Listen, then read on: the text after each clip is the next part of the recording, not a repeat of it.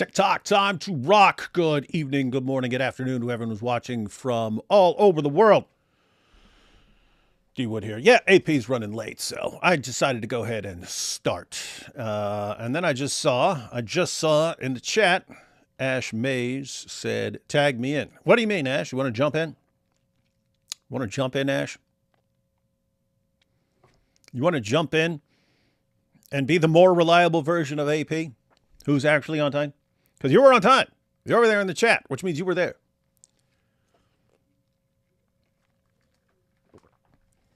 How's everyone doing?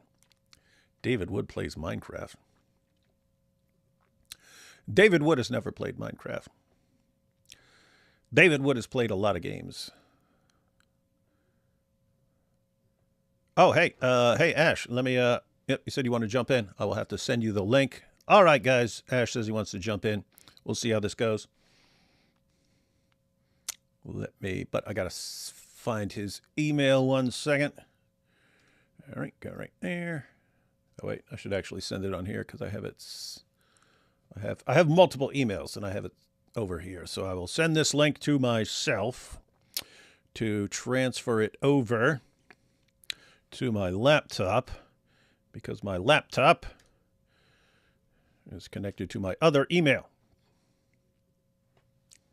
I'm sure there are better ways to do all this stuff. I just don't do them this way. All right, so let me find Ash. 1 second, everyone. This was not planned ahead, but Ash says he wants to jump in, and he may be the more reliable version of AP. So we're going to do this, by golly. 1 second. Hey, what are all these emails from everyone? Huh. Interesting stuff. Huh. Lots of stuff. Hey, lots of stuff in my email. I don't check all my emails consistently, so I open it up and there's all this stuff in here. All right. I know Ash emailed this before. Ash. All right. There we got. Okay, we got Ash. I need to get the link to join.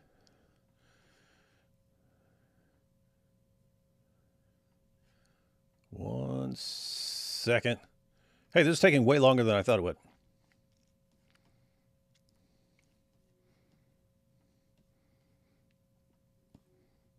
All right, and there we go. All right, found Ash. Got the link, sent the link. We're all set. We're all set now, ladies and gentlemen.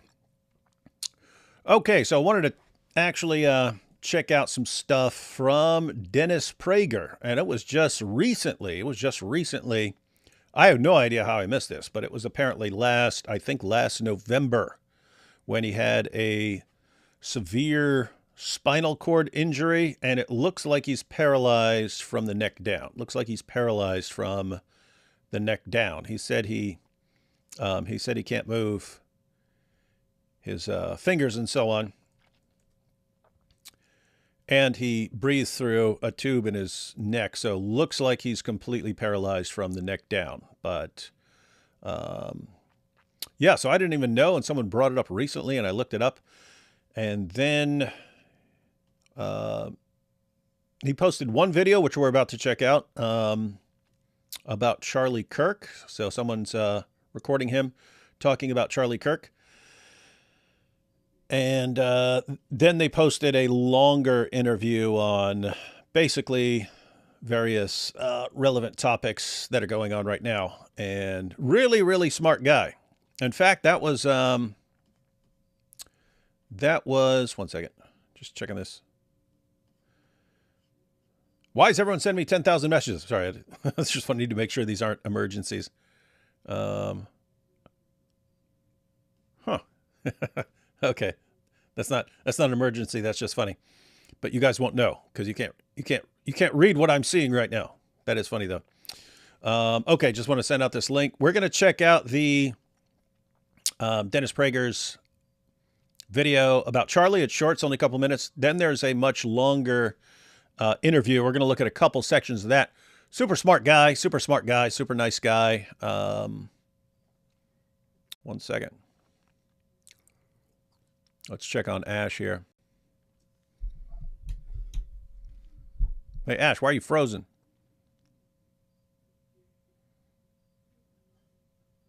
I shouldn't be frozen. Moving real. Oh, there we go. All right, now you're moving. How you doing? Doing pretty good. How about yourself, man? Good, good, good. I know if I harassed you enough, I'd get on the screen. Well, your beard is way cooler than AP's. Well, he's getting there. He's getting there. AP's is kind of like mine, and that well, I mean, he's obviously got significantly more facial hair, but when mine grows, it just kind of grows out like that. That's why I keep it short because it grows straight out. I don't get the cool, just long beard. But I was trimming the sides for a while, but I just gave up on that. I'm like, just leave it. As long as I'm shaving my head, we're good. all right. So, hey, you familiar with Dennis Prager? Somewhat, yeah. I used to watch some of his stuff um, back in the day. I haven't seen him for a while, obviously, but I'm just looking for this list. Did you ever see it? It was on X. Charlie Kirk, Dennis. He mentioned three people that he actually watches and pays attention to, and Dennis was one of them. I just wanted to look at that list. Where is it, man? It was a tweet from him. It was a tweet from Charlie at some point, and he said someone he watches, someone he listens to, and someone else. Hey, anyone out there know what I'm talking about? It was popular. It was a popular tweet that circulated around where Charlie Kirk. Where is it? I don't even know how to look for it because most people shared it by. It was a screenshot of a tweet rather than sharing the tweet. I see tons of stuff I'm looking up. Charlie. See, I figured I'd look up Charlie Kirk and Dennis Prager, but there's tons of stuff.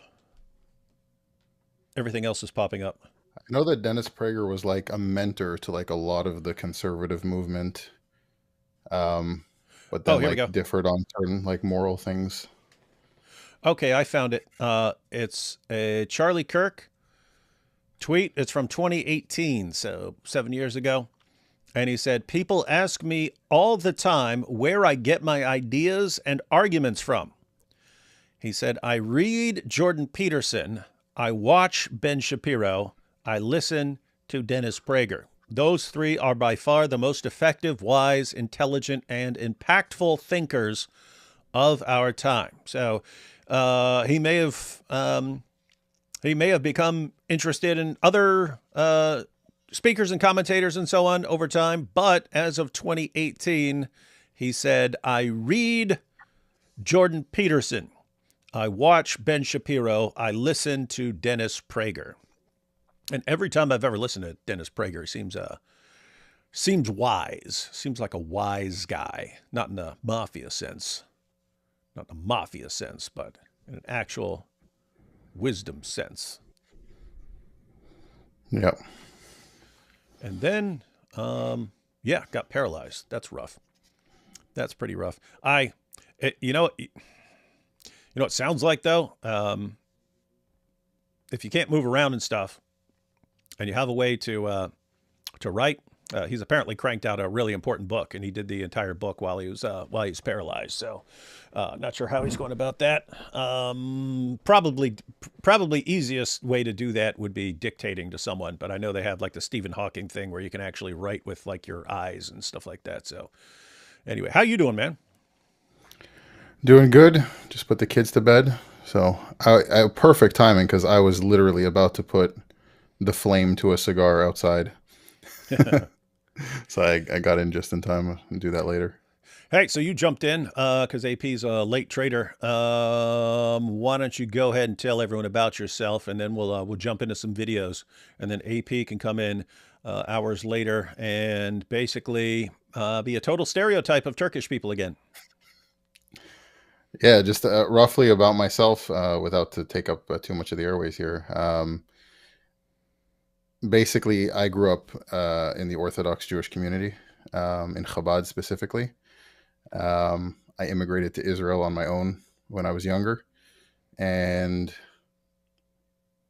served in the army, did a number of years of security work after the army, um, and then at some point kind of fell away from being an Orthodox Jew. And then years later, after a long time of going through things. I had been introduced to the gospel and so on. Didn't really take it very seriously for a number of years. Very recently, started taking it more seriously and started becoming a believer. A little bit before that, I was doing videos kind of addressing what I saw as the flaws in rabbinic Jewish theology. I mean, I say rabbinic Judaism, we just call it Judaism, but for people that don't understand, I make that distinction. And then that went into kind of, well, here are the parallels where we actually see Christian theology, not only in the Old Testament, but also in early Jewish sources. They may have rejected Christianity, but not necessarily all of what became Christian theology. So that's kind of what I do as far as videos and content. And so did you have the beard when you were Orthodox Jewish? I did. I had it in the army, had it in security work. I had a brief period of stupidity where I shaved the whole thing off. And I looked, a guy at work told, I'm not going to use the words that he used, but he described me as looking like certain body parts. And yeah, so I decided to grow it back. Yeah, don't let Muslims see you without a beard on, because they get weird thoughts. They get weird thoughts. It was actually a Muslim coworker in security work in Israel that made the comment. He was a funny dude. Stop! You're looking too attractive with no beard. How dare you? Grow your beard back. Grow your beard back, or I won't be able to work with you. It was a funny dude. He got yelled at by an Arab bus driver that passed by us who knew his family and saw him smoking during the day in Ramadan, and he got in a lot of trouble. Oh, smoking during Ramadan. Ooh, naughty. Yeah, he got in trouble for that one. Hey, he was a cool dude, though. I just realized I forgot to send this out on Twitter. I always send it out for people who want to watch. Let me send this out real quick. So yeah, guys, we're going to check out clip here. What do you think about Charlie Kirk? You hate him? You love him? In between? Oh, for me? No, my Aunt Maple. Who do you think I'm talking to? Charlie, I made a video about the only this. One here. I regretted. I regret deeply. I know that the likelihood that he would have seen it is slim to none, but I regret deeply not having made some kind of video thanking him, because he was one of the earliest voices that convinced me to go actually read the gospel, and that kind of started me on that journey. So yeah, Charlie was great. Yeah, I've already mentioned I only saw a couple of his videos ever, and I first I saw one or two of his videos where he was talking that people clip from his discussions on college campuses. But like the first time I actually seriously sat down and watched something was when he was interviewing AP, and it was just I was only watching it because he was interviewing AP. And then found out that he wants an Islam series and so on. And I started thinking, wow, this guy's sharp. This guy's sharp. If he's you got all sorts of people who have this like vague concern about jihad or something like that. And they're like, yeah, it's sort of an issue and stuff. But it's always like, guys, do you understand how much of an issue this is? Because if so, you should really, really be preparing. And I've been saying for years that the biggest threat to Islam is just an informed population that understand it. That's Islam's kryptonite right there. So how are people not just becoming informed about this? How is the church not teaching how to respond to this stuff? Because if that's its weakness, why are we not doing what would actually completely wreck Islam and its agenda? I'm always wondering why people in positions who have organizations and stuff don't like just do something, put together something. Anyway, Charlie was sharp enough to actually put that in motion. And yeah, guys, that is happening. That's still happening. And multiple people responded after he was shot. We're all wondering, like, okay, well, is that off now? Is that off now? Because Charlie was the one who wanted it, and is that off? And nope, multiple people made it known. Nope, this was a priority. Charlie said this is a priority, so we're going to make sure everything that he considered a priority gets done, because we don't want anything. We don't want that bullet to have taken out any plans of Charlie. So that's what we heard. So that's all happening. And several of us are actually traveling next month to do the first batch of recordings for Turning Point. So this should be interesting stuff. Yeah, the whole Charlie thing for me, the biggest thing that hit me and took me a minute to reset from was the realization that I knew it to be true, but it didn't quite feel real, that people that disagree with me, there are people that disagree with me that would want to actually kill me for it. I don't think that's most people. I think there's not as many as you know, fear mongers would like to make it seem, but there are people out there. And it didn't hit me until that it's actually true. So. Mm-hmm. Yep. All right. Well, let's go ahead and watch the short video, the short Prager video. So this was, and apparently because the long interview, they say this is his first public appearance since he was paralyzed. So this would be since last November. And so that's the full interview. And this was they were obviously recorded this at the same time, but they made a separate little video out of it. But this was Dennis Prager talking about Charlie Kirk. Let's check it out, everyone. So Dennis, we're sitting here today on the day of the memorial of Charlie Kirk. I came here because I wanted to sit with you, knowing that it is very likely that if you could, you would have been on that stage speaking in memory of Charlie. But sadly, you couldn't. And so the world still wants to hear what you have to say and maybe what you would have said if you were on stage. I actually wonder here, because I'm thinking, she just said, hey, we know you would have been on stage if you could, but you can't. And so what people want to know what you would have said. My first thought was, oh, don't let Candace Owens hear you say this, because she'll be like, oh, you're trying to claim him. But she got her start, I think, on, I've seen multiple people say, I wasn't following them back then, but I've heard multiple people say that Dennis Prager gave her start, and also she worked with Charlie and stuff. So I don't know if she's come to hate him over the years because he's a little too Jewish. So I don't know if she's come to hate. Does anyone know if she's come to hate him over the years, or if she's still cool with him? Like, is she like, well, he's one of the good ones. He's one of the good ones. So if like he'd get a pass if he went and spoke, or I honestly don't know what her categories are. Like, what are her categories of what the good ones are? I still don't know, because she thinks that Messianic Jews who believe in Jesus are also like Satan. So I don't even know what the category is.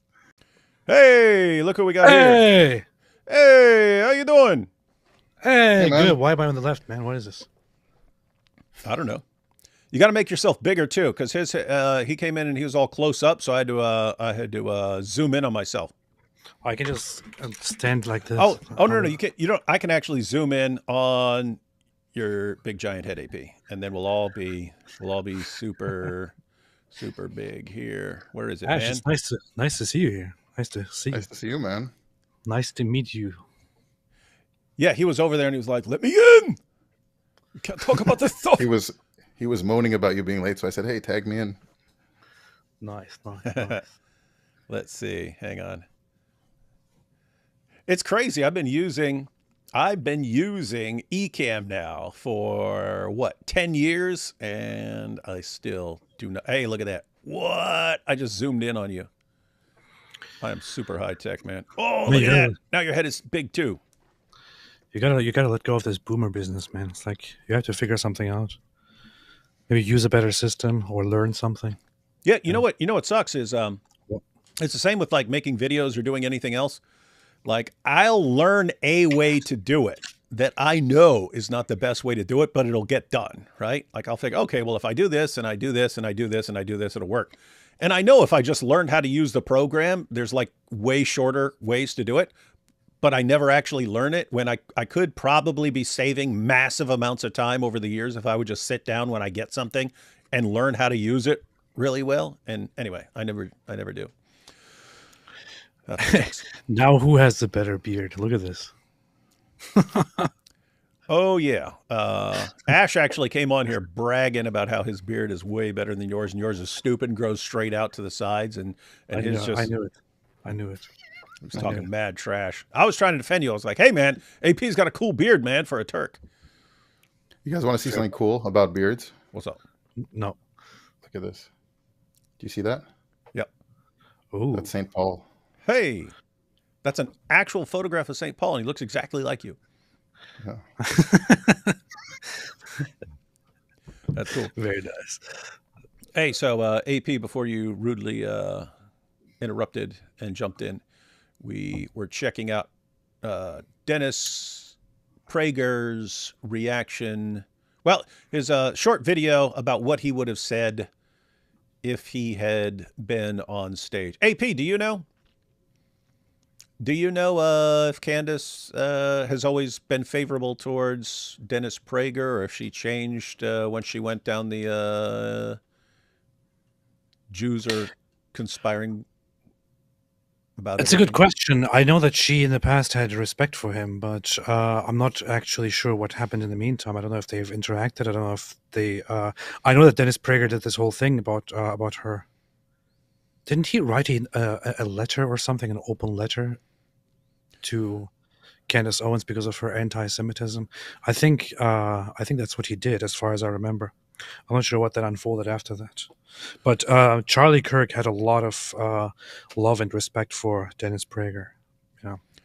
I'm just looking to see, because I asked a couple minutes ago and then I forgot to look whether someone actually knows. Because you could, I would think, okay, he helped you get started.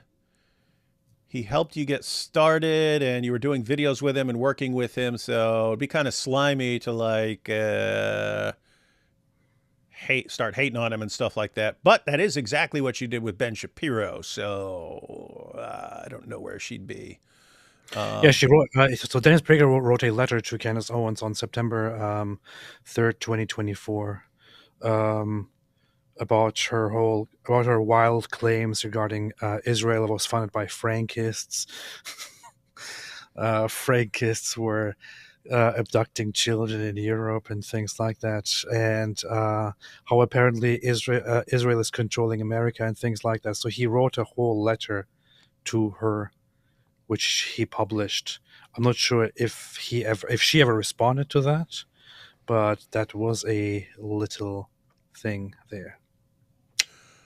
Yeah, people are. Yeah, I don't. Yeah, that's interesting.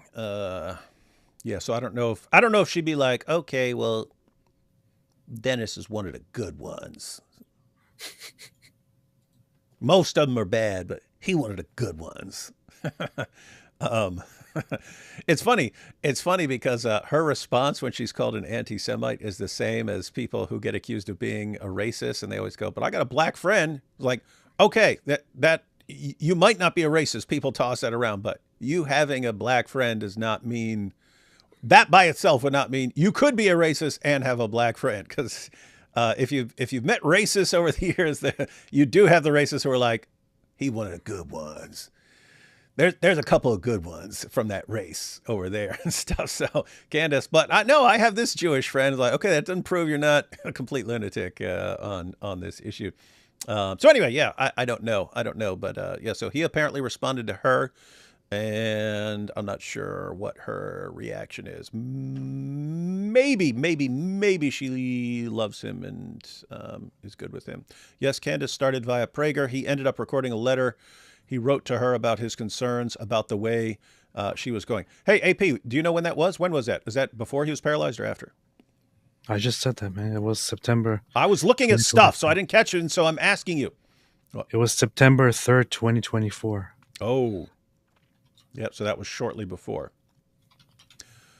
When was he paralyzed? November. It was an injury, some sort of fall spinal cord injury. Isn't that crazy? Because I mean, he's oldish, but he was still, healthy and going around speaking and stuff like that. Wait a minute. So, September 2024, Dennis Prager wrote an open letter to Candace Owens. 2 months later, can we say that this was a plot by Candace Owens? Is that where you're going? Very likely it is. I mean, what else could it possibly be? Yeah. We just want to point out, guys, if this had happened in reverse, Candace Owens had posted a letter against someone, and then 2 months later she was paralyzed, you know what she'd be saying. Yeah. Hey, how certain can we be that if Candace Owens had sent a public letter to Bibi Netanyahu, and then 2 months later had an accident and was paralyzed. How sure can we be that she would have said this was an attack by Mossad?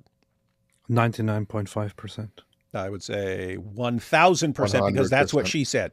That's what she said. And I don't mean in the weird joking sense. I mean, that's what she actually said. If something happens to her, 1,000% it's Israel. That's what she said. Interesting stuff. All right, so let's go ahead and check out this video. Oh, hey. What are you doing tomorrow? I'm talking to you, AP. Why would I be asking Ash Mays what he's doing tomorrow? I don't know, maybe you want to find out what he's doing tomorrow. Hey, Ash, what are you doing tomorrow, man? Want to go hang out?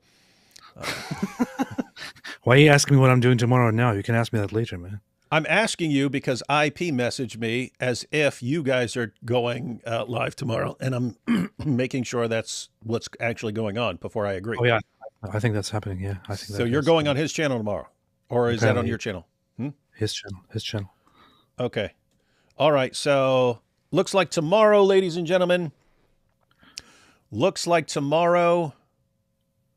we are on Inspiring Philosophy's channel, going through Nick Fuentes's interview on the PBD podcast. That's interesting. I haven't seen it yet, so I'll be reacting off the cuff. What are you laughing at? Have you seen it? No, it's just so funny because people don't know, but I actually took Mike Winger's photo when I took a selfie with him and put it as the profile picture of David Wood. Whenever he messages me, it's just Mike Winger sending me a text. I don't know why people think this is funny. It's like when people say someone is really evil and then they like make the person look like Hitler or something. It's not stuff to joke around about, guys. Basically, I have my faults. I've done my share of wrong, but I've tried to be a force for good, and you're basically calling me you think it's funny to call me the most evil person on the planet. The thing is, sometimes I forget that I did that, and then I get a message like, hey, what's up? How you doing? What are you doing? And then it's just a big face, a big smile of Mike Winger. Well, that's pretty funny. I'm going to change your picture on my phone for when you call me, and I'm going to make it Candace Owens. And then every time you message me, I'll be like, hey, what's up, Candy? Hey, Crazy Candy. See how you like that. Crazy Candy, Crazy Candy, Crazy Candy. All right. Nice. All right. So she just, we just started. We're only a few seconds into it, like 20, 30 seconds into it. But she asked Dennis Prager, hey, I'm sure you wish you could be there, but you couldn't, talking about speaking with everyone else up on stage. And she said, so what would you have said? What would you have said if you could have been there? That's what we were checking out before you rudely interrupted because you came in late. And so here's his response. Ready? Paul. Here we go. Well, I think you're right. I think I would have been invited. Erica knew of our friendship and how much I had touched Charlie's life. As I mentioned earlier, he claimed to have listened to more of my talks and courses than probably anyone else, and he might be right.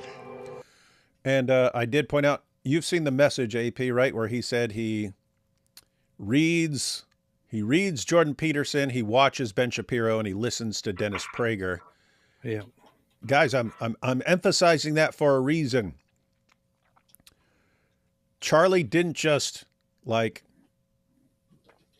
he wasn't just born doing what he did. He had a lot of natural ability and stuff, but for years he was listening to Dennis Prager. He was listening to Dennis Prager for years. So I'm sure that had a big influence on his talking points and so on. So my point there is probably some good stuff to listen to.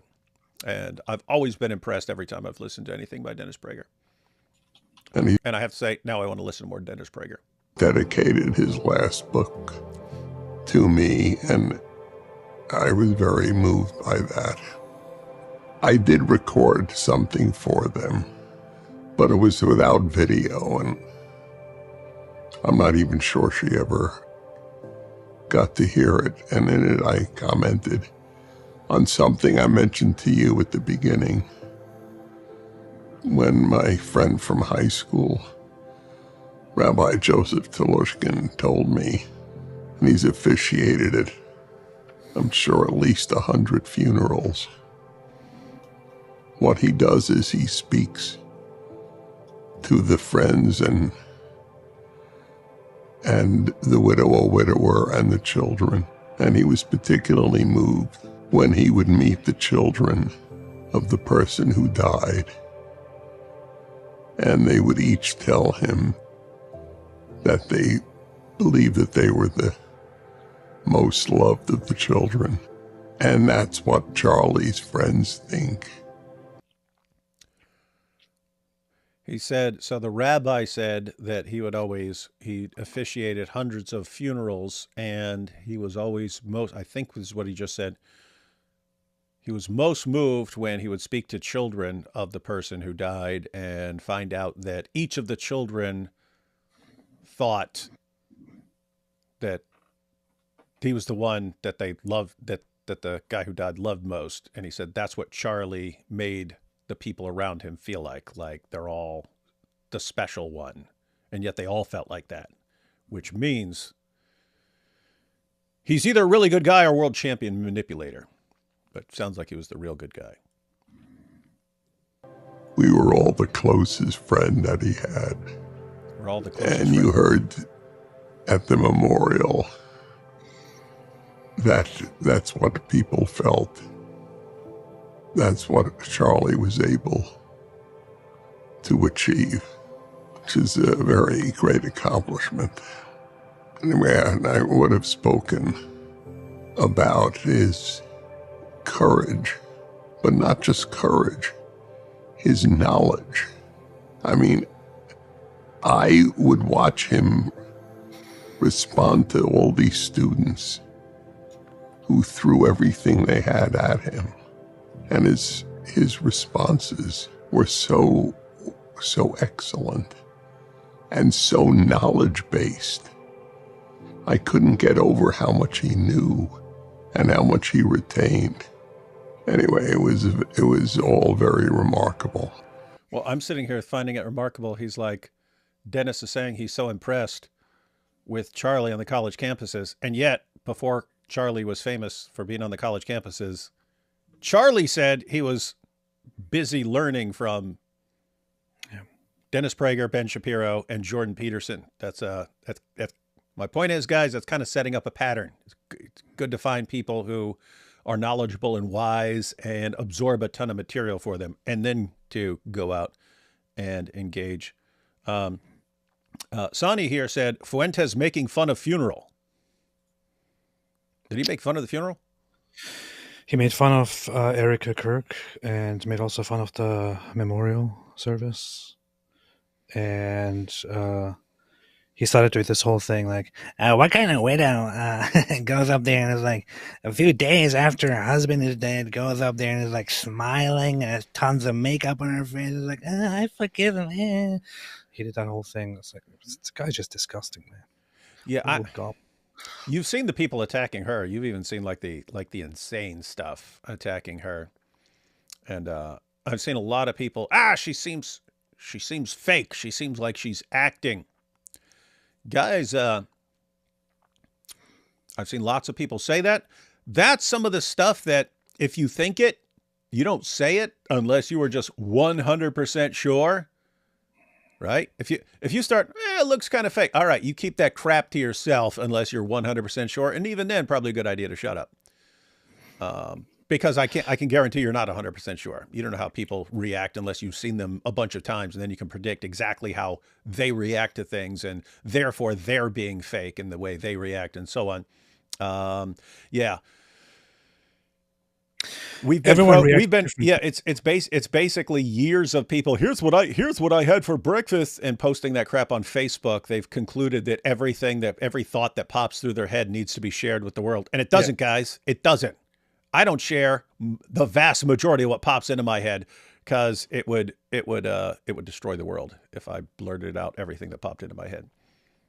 What are you saying, AP? Yeah, I like to keep most of the stuff that I feel to myself. I know it's a very popular thing to do, to just put it all out there. Maybe it's cool, maybe it's likable for a lot of people, but it's just incredible. There is one aspect of social media, which is that which is a lot of people are out there, thousands, millions maybe, are out there sitting at home, having their phones in their hands, and constantly just making judgments about others and how they do things. It's so bad that they even they have become armchair experts on everything. It's like you see a plane fly, and like, oh, why is it not flying this way? Why is it not flying that way? Yeah, I could have why? made it differently. Wait, why is this rocket taking off so slowly? Yeah. Wait a minute, did the police look into this? Why do scientists do it this like this and not Yeah. like that? Like, you don't even have a job, man. Like, stop judging people. I Like, realized that that's after bad. with Charlie, like everyone suddenly became Yeah, an expert Oh, yeah. sniper. yeah. Like Yeah, everyone was yeah, suddenly an expert everyone. on rifles. This like instantly, this would take a world-class, one of the greatest snipers in the world. And everyone who had a background with guns is like, what are you talking about with a 30-06 with a scope? That's the funny thing. That's an amateur. Was That's an amateur it shot. was the ideal range for that rifle, and it was moderate to easy to actually get that shot from It that was like the distance. zero range for the rifle, Yes, like what yes, you'd it was zero the it at. ideal range. So it was actually incredibly easy for a trained shooter to take that shot, for example. But you had people immediately come out going, well, no way, this was some random guy. This must have been a professional. Candace Owens said that too. And she's Yep. not some random person. She is somebody who has millions of people watching her. And then they So, all go and blurt out the same thing. And, oh, well, Candace is an Yeah. expert. And therefore, I know what I'm talking about right now. So you have that aspect, and then you also now have the other aspect, which is, aside from simply sitting there and trying to make judgments about everything, it's also now judging people's emotions and judging people's reactions. That is also a thing. Wait a minute, why is she smiling? Why is she? If my loved one died, I would be crying. I would be on the floor. Nobody would pick me up. I would be dying. I would be. Why I would isn't be, her mascara running? If she's really crying, why isn't her mascara running down her And the face? thing is, you actually tune in, you actually watch the episode of her going on Turning Point on the Charlie Kirk podcast live and sitting and talking to people. That is also what, like, got a lot of backlash from people. They're like, oh no, what is this? She's laughing, she's smiling. Why is she not even upset? If you actually tune in, if you actually turn it on and watch it, you can see that she's very, very noticeably upset, very noticeably, significantly different from how she used to be. Very somber, very, very, very sad. Still laughs, because that's what people do when they have a conversation, right? Still laughs, still smiles, but is very frequently goes down this very defeated look and defeated mood and all that. People react differently to loss. People react differently to tragedies. I know that I'm quite weak with tragedies and things like that. If something like that happened to me, I would be devastated, and I don't think I would be able to have the strength that she has, which is why I think that she's incredibly strong, and I have a lot of respect for that. She's very, very strong, and she's the right person to lead right now, despite the fact that she also was very noticeably broken as soon as it happened, and probably still is broken. Not probably, definitely is broken, and will be broken for a very, very long time. I mean, even if you're not a very emotional, even if you're not a very attached person, the person that you shared your life with just got brutally shot and killed on camera in front of the world in footage that is incredibly traumatizing. People who have seen it, lots of people who have seen it, can't get over it. It was that traumatizing. And people really think that it didn't affect her. Of course it affected her. Of course it impacted her. People just show their feelings and their losses and their grief differently. People grieve differently. People grieve differently. She might come out and gather her strength and be a mother and be a leader and be there to have conversation, but she might also after that go home and cry herself to bed. That's just how it works. People don't have to be like you. People don't have to be like Nick Fuentes. Nick Fuentes doesn't even have any life experience. What is he even judging here? The other thing is also, she's a faithful Christian. Charlie Kirk was a faithful Christian. They have always upheld and amplified Christian values. And most importantly, they have also uplifted and valued the Christian ideas and the Christian beliefs that death is not the end, that death is just, that death is the beginning of something better, especially in Charlie's case.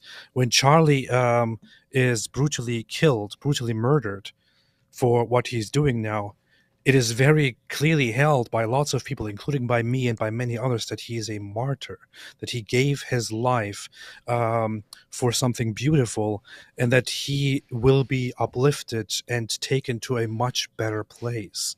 So for a faithful person, especially for a faithful wife who loves her husband, losing him that way might, if you think about it from a Christian perspective, actually also not only bring tragedy and sadness, but also an amount of joy to her life, because she might think he is a hero, he is a martyr, he achieved the best thing that he could ever achieve, and I want to make myself happy with that, despite the loss and the tragedy and the sadness that I feel. I mean, Nick Fuentes is supposed to be a Christian. He's supposed to be a Catholic. Doesn't he even think about this for a second? Yeah. When Nabil died, so Nabil, there was Nabil's funeral, and it was interesting that you had Nabil's Muslim family, so his mom, his dad, and sister, and his wife and her family. And anyone who saw it noticed the completely different reactions. The Michelle's family, so that was his wife, for anyone who isn't familiar. Michelle was Nabil's wife, and her mom and dad were there, and they're basically shaking people's hands and hugging people and stuff. But Nabil's Muslim family, they were like sobbing. I mean, just yelling and sobbing. They were, I mean, very, very, very upset. I mean, just imagine you're watching that. Oh, they actually cared, this Christian family. Well, the Christian family believes he's with Jesus right now. And so don't underestimate that effect. But yeah, with Erica, there's lots of things going on right now. So she's got to had multiple things going on. One, she just lost her husband. He was super young. They had all sorts of plans and so on about what they're going to do. And then he's dead. She also has to keep a straight face going on for her daughter, who's asking where her dad is, and she's just telling him, "Oh, he's on a trip with Jesus," and so she can't be around sobbing all day and stuff like that too much. She got to go do that stuff in private.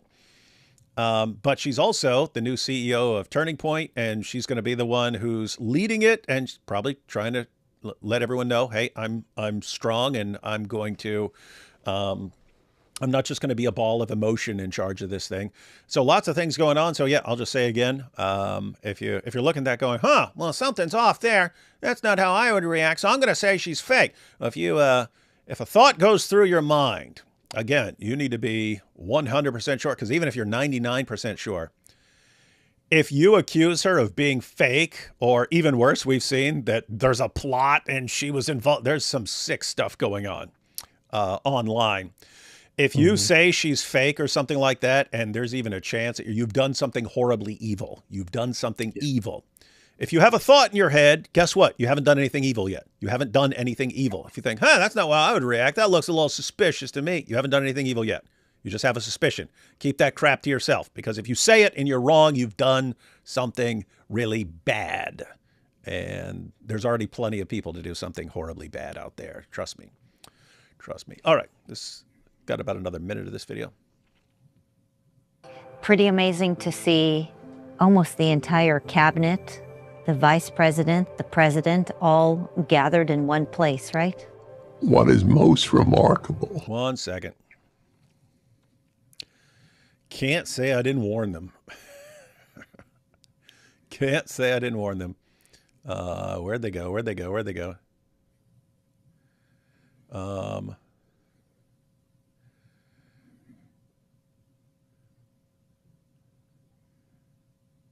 Where'd it go? There we go. Okay. Prophet, death. There we go. All right. Someone just said, she's fake. Okay. I literally just said, keep your pie hole shut. It's a simple request. Keep your pie hole shut. Keep your stupid thoughts to yourself. Couldn't honor that, therefore got banned. All right. Let me back that up a little bit. Back to the... Almost the entire cabinet, the vice president, the president, all gathered in one place, right? What is most remarkable is even I, and I'm not sure Charlie knew how big his impact was. There's a saying among the timber workers in Oregon, you never know the height of a tree until it falls. That's awesome. That's Everyone catch that? That is a good saying. This is... Wow.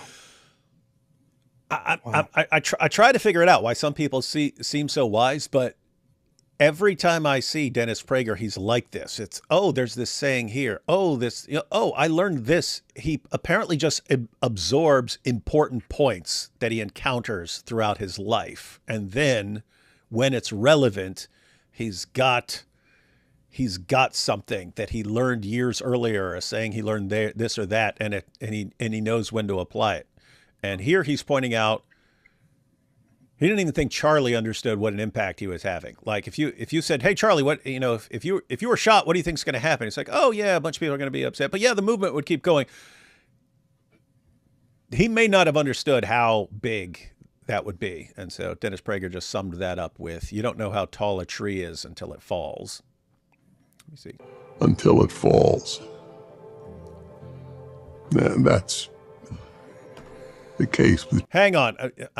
See, I know you guys by now. I know you guys. Some of you dopes are thinking, what? You can measure the tree. That's not the point. If you're standing on the ground looking up at the tree, you don't really realize how big that is until it falls. And then you see it and they're like, whoa. Anyway, that's the point. It's the same thing. Quit jumping to conclusions and then blurting stuff out. Sorry about that. Let me go back. Until it falls. That's the case with Charlie. Thank you for sharing. Thank you for your wisdom. I'll share with you that I have received hundreds and hundreds of text messages. Pause. Hey, J415 Espinoza. Dude, Charlie wouldn't approve of you banning people, and you're banned. This isn't Charlie's channel. And how do you know what he would approve of? You're going against freedom of speech. Yeah, now you're banned. Is Dr. David Wood having arguments with John 4, 5, 6, 7? Yeah. Anyway, let me break it down for you. Free speech is government not stopping you from saying stuff. It doesn't mean if you're saying stupid, idiotic stuff over in the chat that I don't want to listen to and I don't want people on this channel exposed to, that I just let you blurt out your stupid nonsense. So better luck next time. Find another channel to watch. The case with Charlie. Thank you for sharing. Thank you for your wisdom. I'll share with you that I have received hundreds and hundreds of text messages saying that you should have been on that stage and you would have been if you could have. Yeah. And I'm glad I got to sit with you here today. Being with you today was really a great honor. And I know that many, many people wanted to hear from you. So it's a great pleasure to be here. Being with you is an honor and a joy. You have really enabled PragerU to have the impact it has had. Wow. David can't really tell how it feels because he's a psychopath, but that was very touching, man. That was? Yeah. Oh. I just checked what Charlie Kirk tweeted about Dennis Prager. The last thing that he actually posted about Dennis Prager on his Twitter profile on March 19th was so his last words about Dennis Prager were, "America is a better place when Dennis Prager is behind the mic." It's, that's a pretty huge compliment to say. That's a pretty huge compliment, man. So much respect. So much respect, man.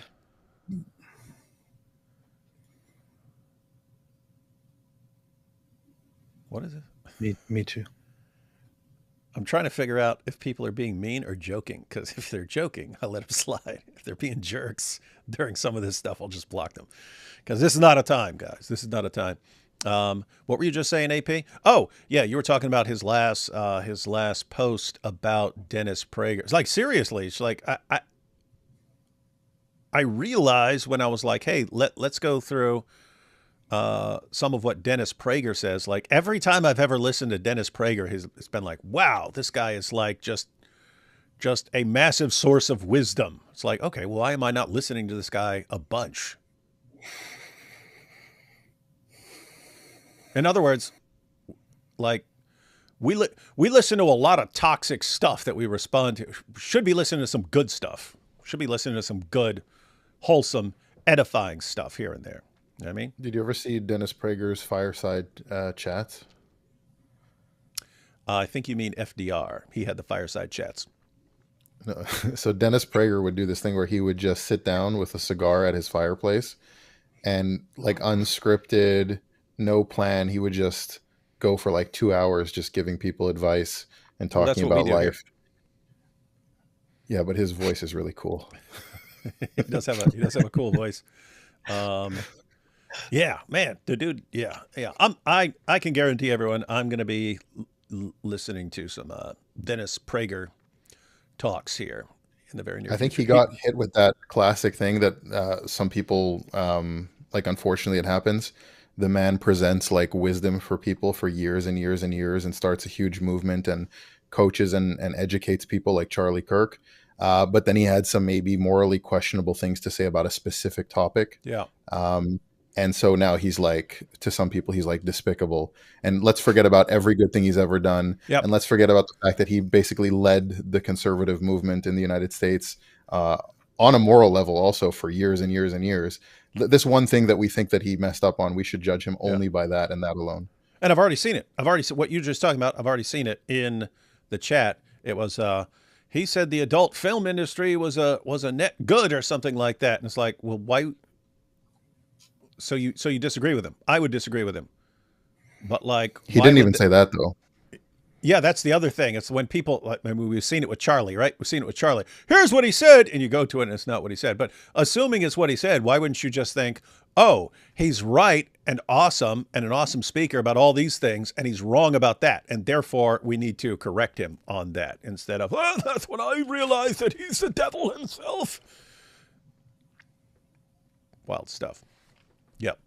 And that is all a product of basically something we've talked about a bunch, and I've pointed out a million times about what goes on in society when everyone feels like they're being attacked all the time, that they click up into groups and then they define their groups by being opposed to other groups. And then every group is like, to be the most important member of the group, you have to be further away from the other group. And then so it becomes more polarized.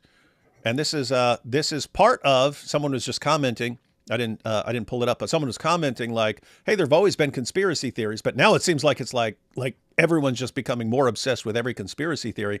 Guys, once people polarize more and more, and you regard the group that you're opposed to as more and more evil, the further away from you they get, almost anything becomes believable about them, because that's how evil they are. They're so evil. Like if they're close to you, if they're close, you have disagreements, but they're kind of close to you on a lot of issues. Then if someone says, this person is doing this because of a sex cult where they're sacrificing kids and blah, blah, blah, you think, what? You sound like an idiot. When you regard them as like supremely evil, because that's how far you've polarized, you believe anything. They're over there, they're drinking the blood of little babies. And you'd be like, oh my goodness, that's completely believable because they're so evil. And so, yep, it's all connected, guys, all connected. All right. So we're gonna watch some excerpts from longer interview that was done on the same day as that, and check out some interesting stuff from Dennis Prager, wise guy. Windstream, W-stream. Does that mean wood stream or wind stream? I'm sure you heard about this, but an LDS church in Michigan was attacked today. 10 people shot, at least 2 dead, and the building basically burned down with more people likely died in the fire. Yeah, last I saw, I only saw it earlier on, but they identified the guy as like an ex-Marine or something. And so Yeah, I don't know more details than what I saw like hours ago. But yeah, don't even Right know what now, that. it's What? 4 dead and 8 others wounded. And so, ex-Marine. Again, I know no details, so that could have been someone who had a mental problem or PTSD and snapped, or it could have been a guy who really hated Mormons and I'm going to go deal with Mormons, or could have been a Mormon who got ticked off or left or something like that. But yet, I don't know anything about it, so I won't be able to provide any information until more stuff comes out and I actually check it. Richard Dawkins thoughtfully critiques transgenderism. Thoughts? President Trump proposes a 21-point plan for Mideast peace. Thoughts? How would I have any thoughts when I don't know anything about that? Richard I haven't really Dawkins. checked the peace plan yet, but I have to check it out. And then A maybe do 21. something. Now, was this written or was this in a talk or something? Did he say, here's my 21-point plan, and he spoke it? Both. Then, I will that, check. then we should probably check that out. I gotta check. And we'll explain where the plan is right and where it goes horribly wrong.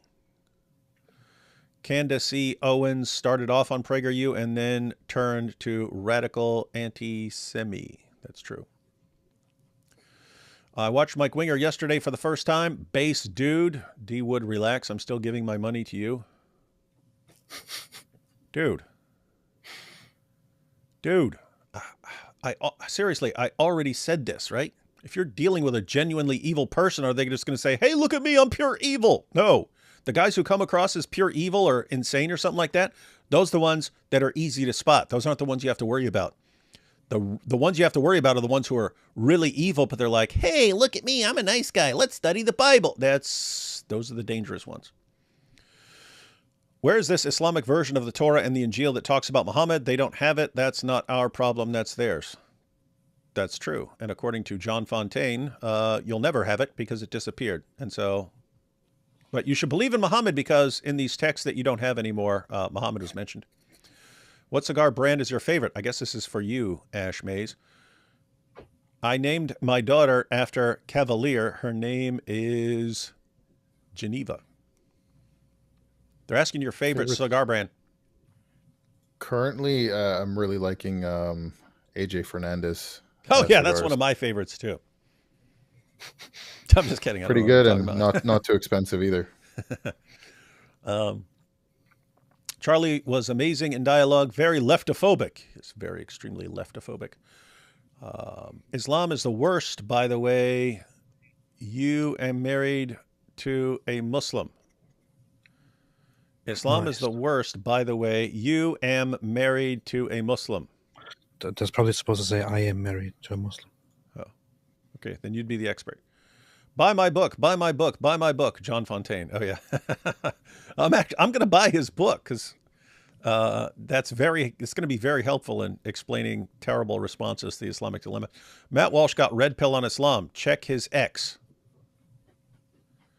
You mean his ex channel or like his ex something? Ex friend, ex wife, what?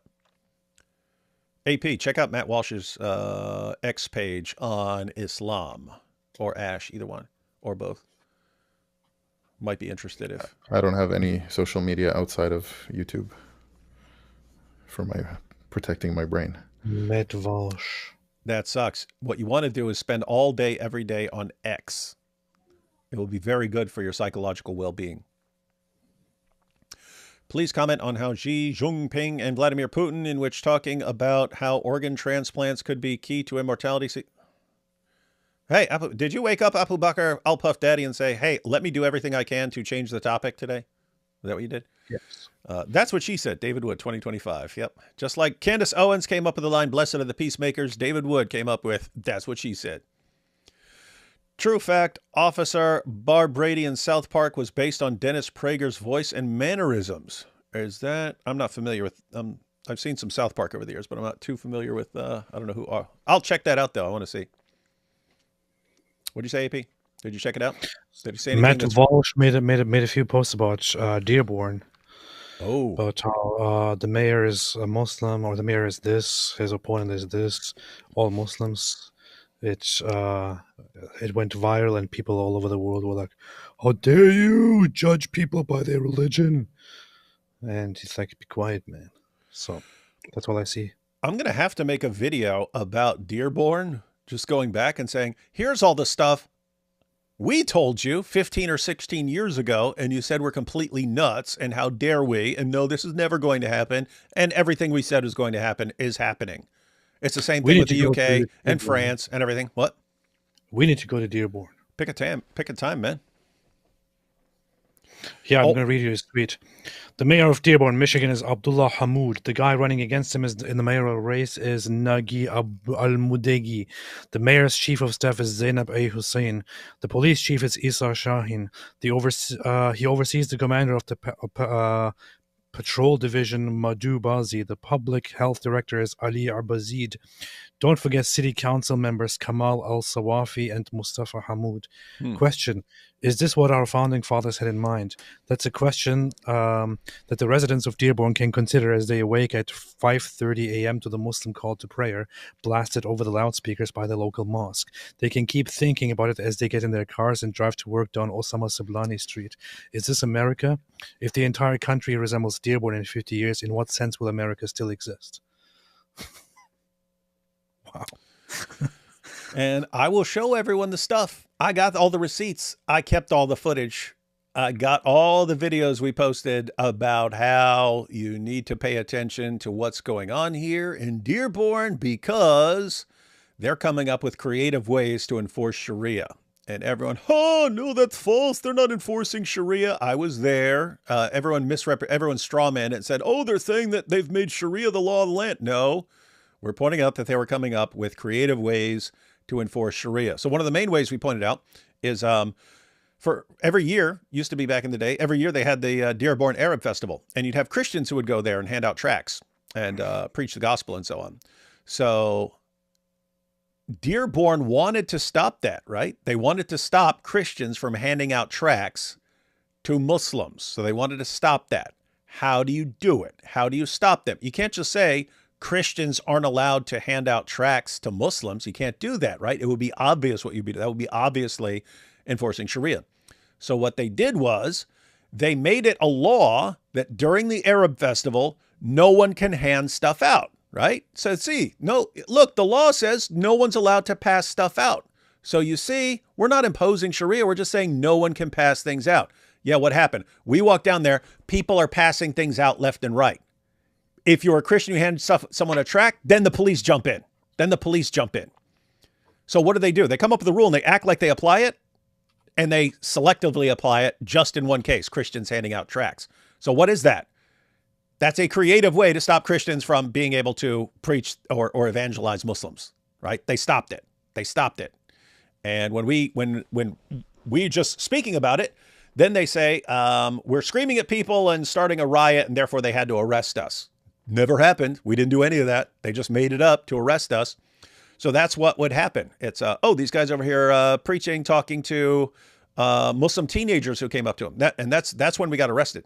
It was a group of Muslim teenagers standing around Nabil as Nabil answered their questions about Christianity. And they came up and tossed us in jail and said we were starting a riot. If you're going back to Detroit, since you're probably going to need it again, my brother-in-law is a defense attorney in Detroit, yeah, nice. And he's a good Jewish lawyer. That's what the kind that you need. Yeah, so I'll set it up for you. Yeah, we'll bring him. We'll bring him with us. We'll bring him with us when we walk up in there. Yeah, that's the rough part. Says you have to go into. And by the way, when I was saying the other day that I had to tell people if anyone's coming along with us and anyone's going to be coming a camera, anyone's going to be recording with a camera. I just made a short list of rules that were the absolute essentials. So one, check the dot. I mean, make sure you're actually recording. That red dot. Sometimes we think we're recording and we're not. Check the dot, get the shot, guard the shot. It's because they're going to do everything. If you film them doing something, they're going to lie about you unless you have the video proof. And we saw that. If we hadn't been recording, we were doomed because they were saying we were doing all kinds of stuff. Fortunately, we made sure everything we were doing the entire time we were there was recorded. And that's the reason we were found not guilty. But they arrested us, they threw us in jail, and they tried to convict us. And the only thing that exonerates, because they had, the police reports were all saying, and they were screaming at people and saying you're all going to hell, and a mob was forming, and it was gonna. None of that happened to be. You look at the actual footage, and it was like, hey, great guys, these are great questions. I'm really glad we're having this discussion. And it's like, gosh, just imagine a city so corrupted because of an ideology that you literally have to be recording every single thing you do. Because if you were not recording for 1 second, they would say, oh yeah, that's when he did all this stuff that we're making up about him. It's like pure evil. And again, it's like police, it's the mayor, it was everyone lying. And it's like, what a sick, disgusting city. And we told everyone 15, 16 years ago, the direction this was all heading. Everyone, stop, you're just a bunch of Islamophobes. AP, how many times are we wrong when we're sitting here? Guys, look what's going on. Guess what this is going to be like 10 or 15 years from now? How often are we wrong? Not very often. That's right. 0% of the time we're wrong, ladies and gentlemen. 0%. We have a 100% accuracy rate when predicting what's going to be 15 or 20 years down the road. Oh, boy. You know how it's kind of funny, but you know how there are some movies. I can't really think of a proper example right now. You probably can because you watch weird movies.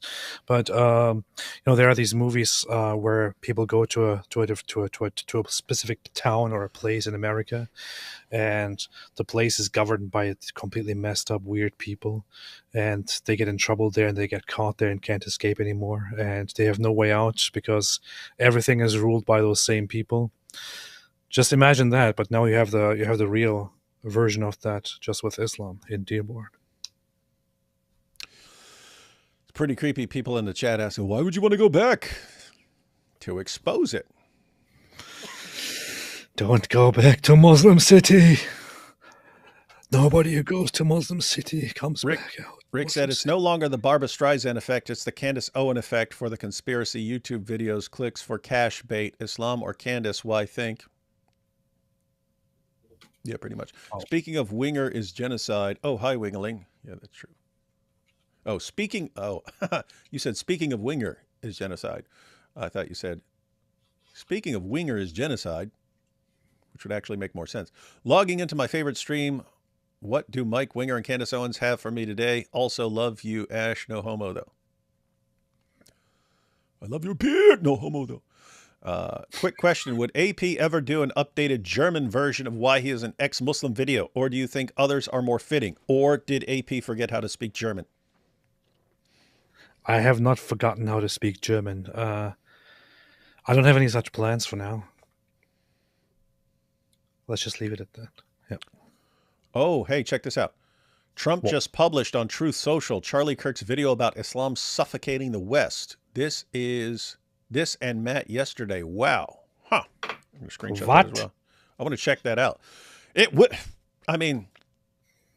Doesn't seem like Islam had anything to do with the attack on Charlie Kirk.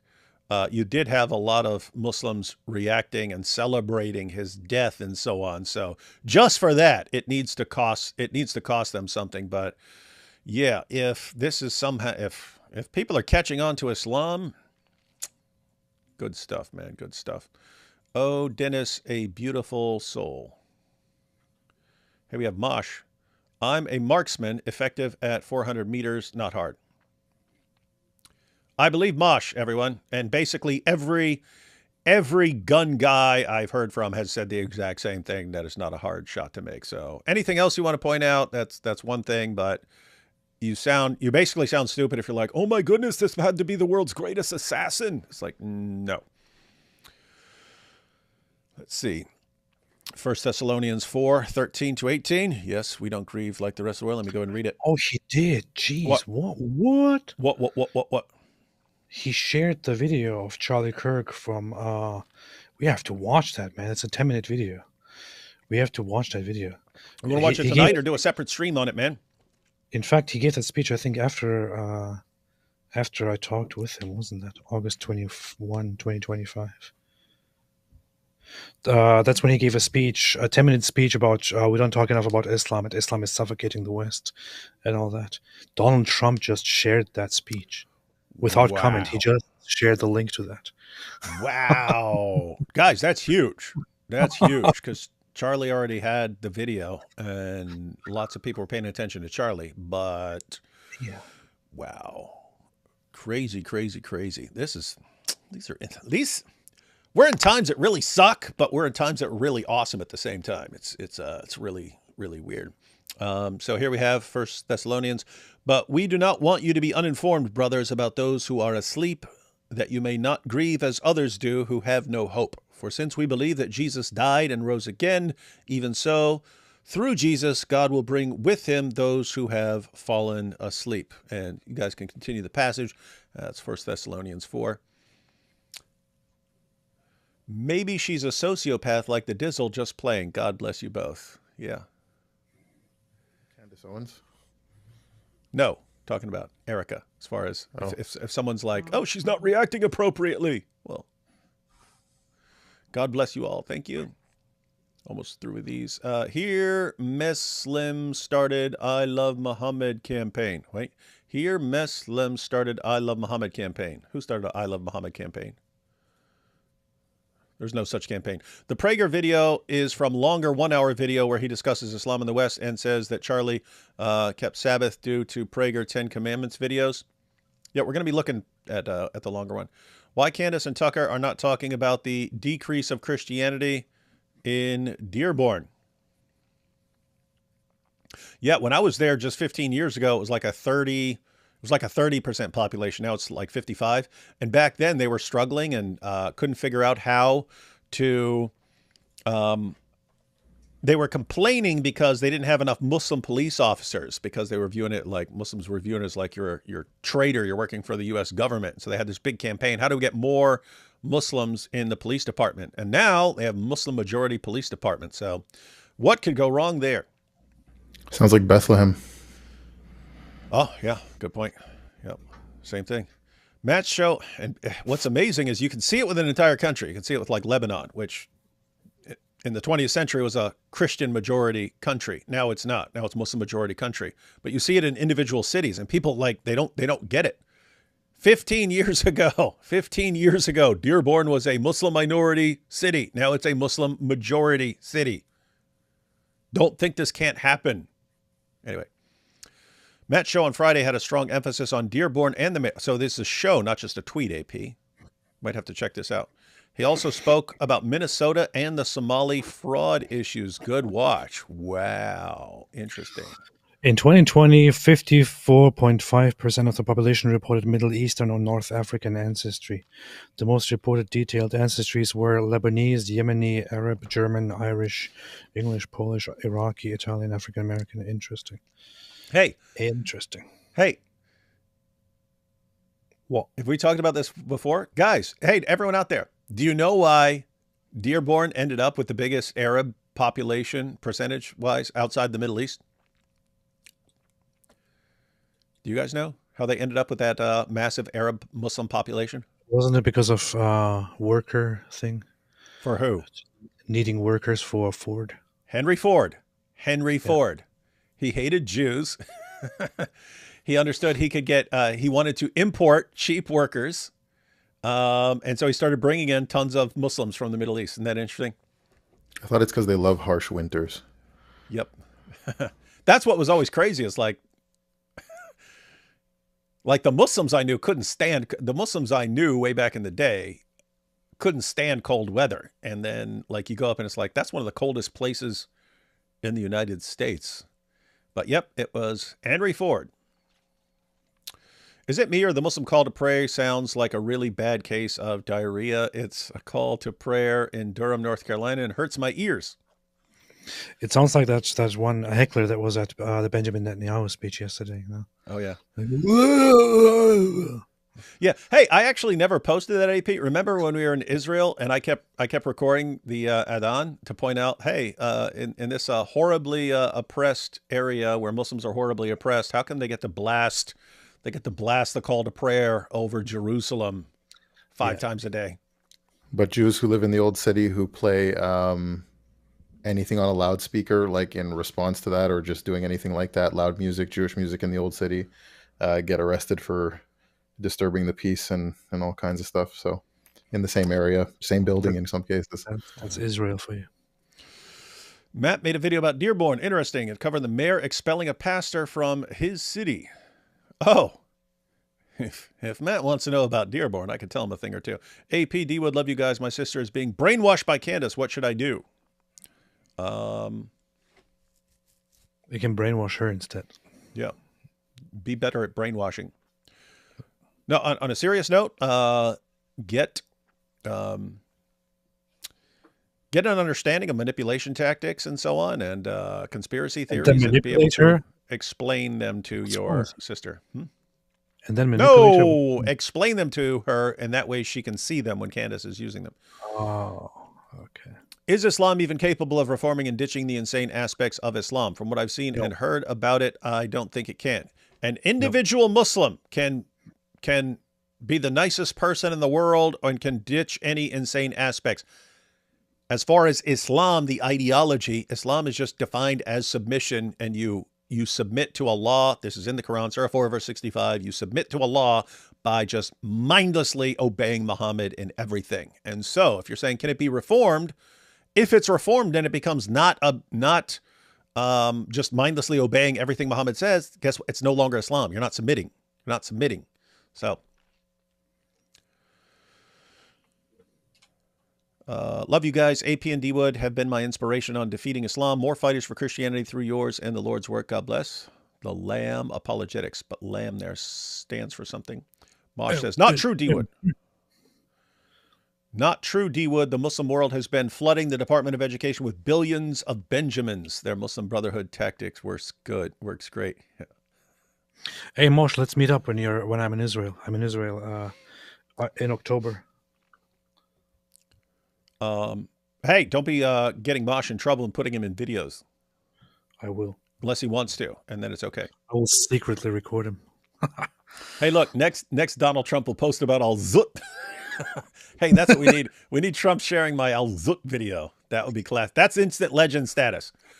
I generally do not like politicians. I've never voted in my life. Probably never will vote and stuff like that. But I'll say this. Donald Trump shares my Zut video. I will support him. Well, long time back, I searched Christians attacked by Muslims. Then I saw a video of this chubby white dude holding a cam attack in Arab festival in Michigan. Yeah, that was me. I was chubby. I was chubby for the 2009 video. I was less chubby in the 2010 video. I was like, I better get shredded because these guys are acting like they're gonna jump on us, and if they take a swing at Nabil or something, I'm gonna have to defend him. Major supermarket in my small city has started selling halal chicken. How do I protest without getting arrested? I am a third-party contractor there. I don't know what city you're in, but you're allowed to. If it's the United States, you're allowed to protest. So I don't know where you are if you wouldn't be allowed to protest. This is America, man. It's America. You're allowed to protest. You're allowed to protest. It's a free country. Orthodox Jews had connection in Turkish airport back from Uman for the holiday. What is this? Abused them. Looked like old photos from the 1930s. Look it up. What? Somebody told me about that. I gotta check that out. Turkish abused them. Huh. That's interesting. It's not surprising. Guys, that's what globalized the Intifada means. It means making it everywhere. Just attack Jews wherever. D Wood always makes fun of AP for saying that's funny, but messed up things. But then he says he hated Jews and then laughs. You don't know anything. Do you guys have a Discord? Not personally. New Islamic Dilemma, the book of Proverbs says think for yourself or suffer for yourself. Momo says obey with no resistance or you're not a Muslim. Yeah, you could use that for an Islamic dilemma. That's true. That's true. All right, everyone. Let's go ahead and check out some of this actual longer video interview. Dennis Prager, ladies and gentlemen. Dennis Prager. Damn, I just saw the clip. Of what? So, of what? at the Istanbul airport, they're Jews, visibly religious um, Jews, waiting there, sitting and reading scripture, and these Muslims who presumably come from some pilgrimage or something, I don't know, are pushing them around, and then people are clapping it. People are clapping in support. Yo, AP. What? Mosh has some good news here for you. Mosh says, when in October I'm on reserve duty in Hebron, I can ask my CO to get you there if you want. Maybe we can even show you around with a patrol. Let me know. Ooh, I would love that. Yeah. AP going around with like a patrol of IDF guards. Like, what? Yo, what's up? We used to do I'm that already- with like VIP people that would come through. Like, I'll give them a tour of the place and take people around with one of the military patrols. I'm a lot of invited to fun. join some community in somewhere in the West Bank, near Bethlehem. But I would like to take that tour as well. There are some other things that I will be doing there, which I cannot share as of now. But I will happily take up that offer, Mosh. I'm in Israel, October 18th to October 30th. So contact me. Let's do it. Yeah, I remember the video I wanted to record, and no one was willing to go along. But I want to record a video titled, I spent a day in the world's largest open-air prison. And it's in the West Bank at one of their 4-star hotels, and I'll just be eating a steak and getting massages all day in this in the West Bank, and just post it, and it'd be like... They have 5-star hotels. You can stay at a 5-star hotel. Yeah, that's what I meant. I was gonna get the nicest hotel and just be eating the most delicious steaks and everything 5-star all day. Be like, oh, this definitely reminded me of my time in prison. They also had 4-star hotels, and probably also 5-star hotels in Gaza, by the way, before the war. So, all right, here we go, ladies and gentlemen. Dennis Prager, first interview since he was paralyzed because of a spinal cord injury in November. Here he goes, and I'm not sure who this woman is, but he keeps praising her and saying that she's been massively helpful in getting stuff out for a long time. So, not sure who she is, but she's got Dennis's stamp of approval, and he seems like a pretty darn good judge of character. It's so good to be with you today. This is your first public appearance, and I just want to start by saying that for those who haven't seen you since your injury, you really look great. It's a miracle. It's a miracle to me that you're able to get back into things, into speaking, and that you completed your book. And for those who haven't seen you in many months, you know, you might look a little more slim, you might look a little different, but for those of us who have been following your recovery closely, this is amazing news. It's amazing news to have you back on and speaking. And so I'd love just your reaction, because we haven't heard from you now that it's your first public speaking moment. What do you have to share with us? I have to say it, you know, you wish he wasn't injured, but there's something cool.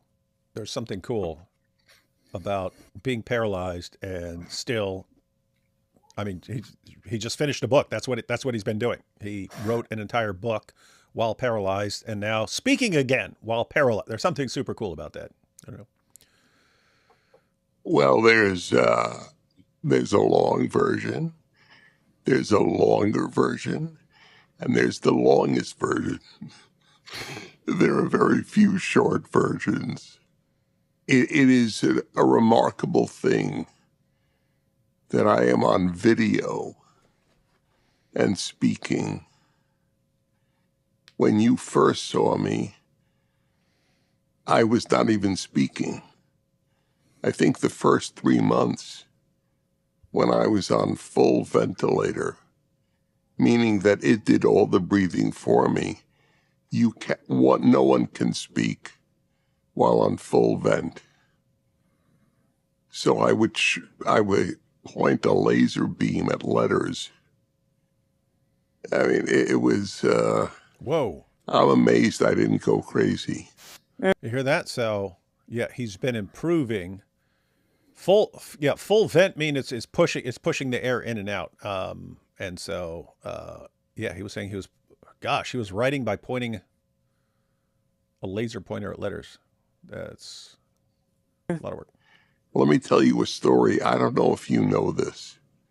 I hope you don't. It'll keep your interest more. You know, I talk about everything with callers to my radio show. I don't remember how the subject came up, but about 15 or 20 years ago, some guy calls in and says he'd rather be dead than a quadriplegic. Wow. And a rare moment for me, I sort of yelled at a caller. And I said, you got to be kidding.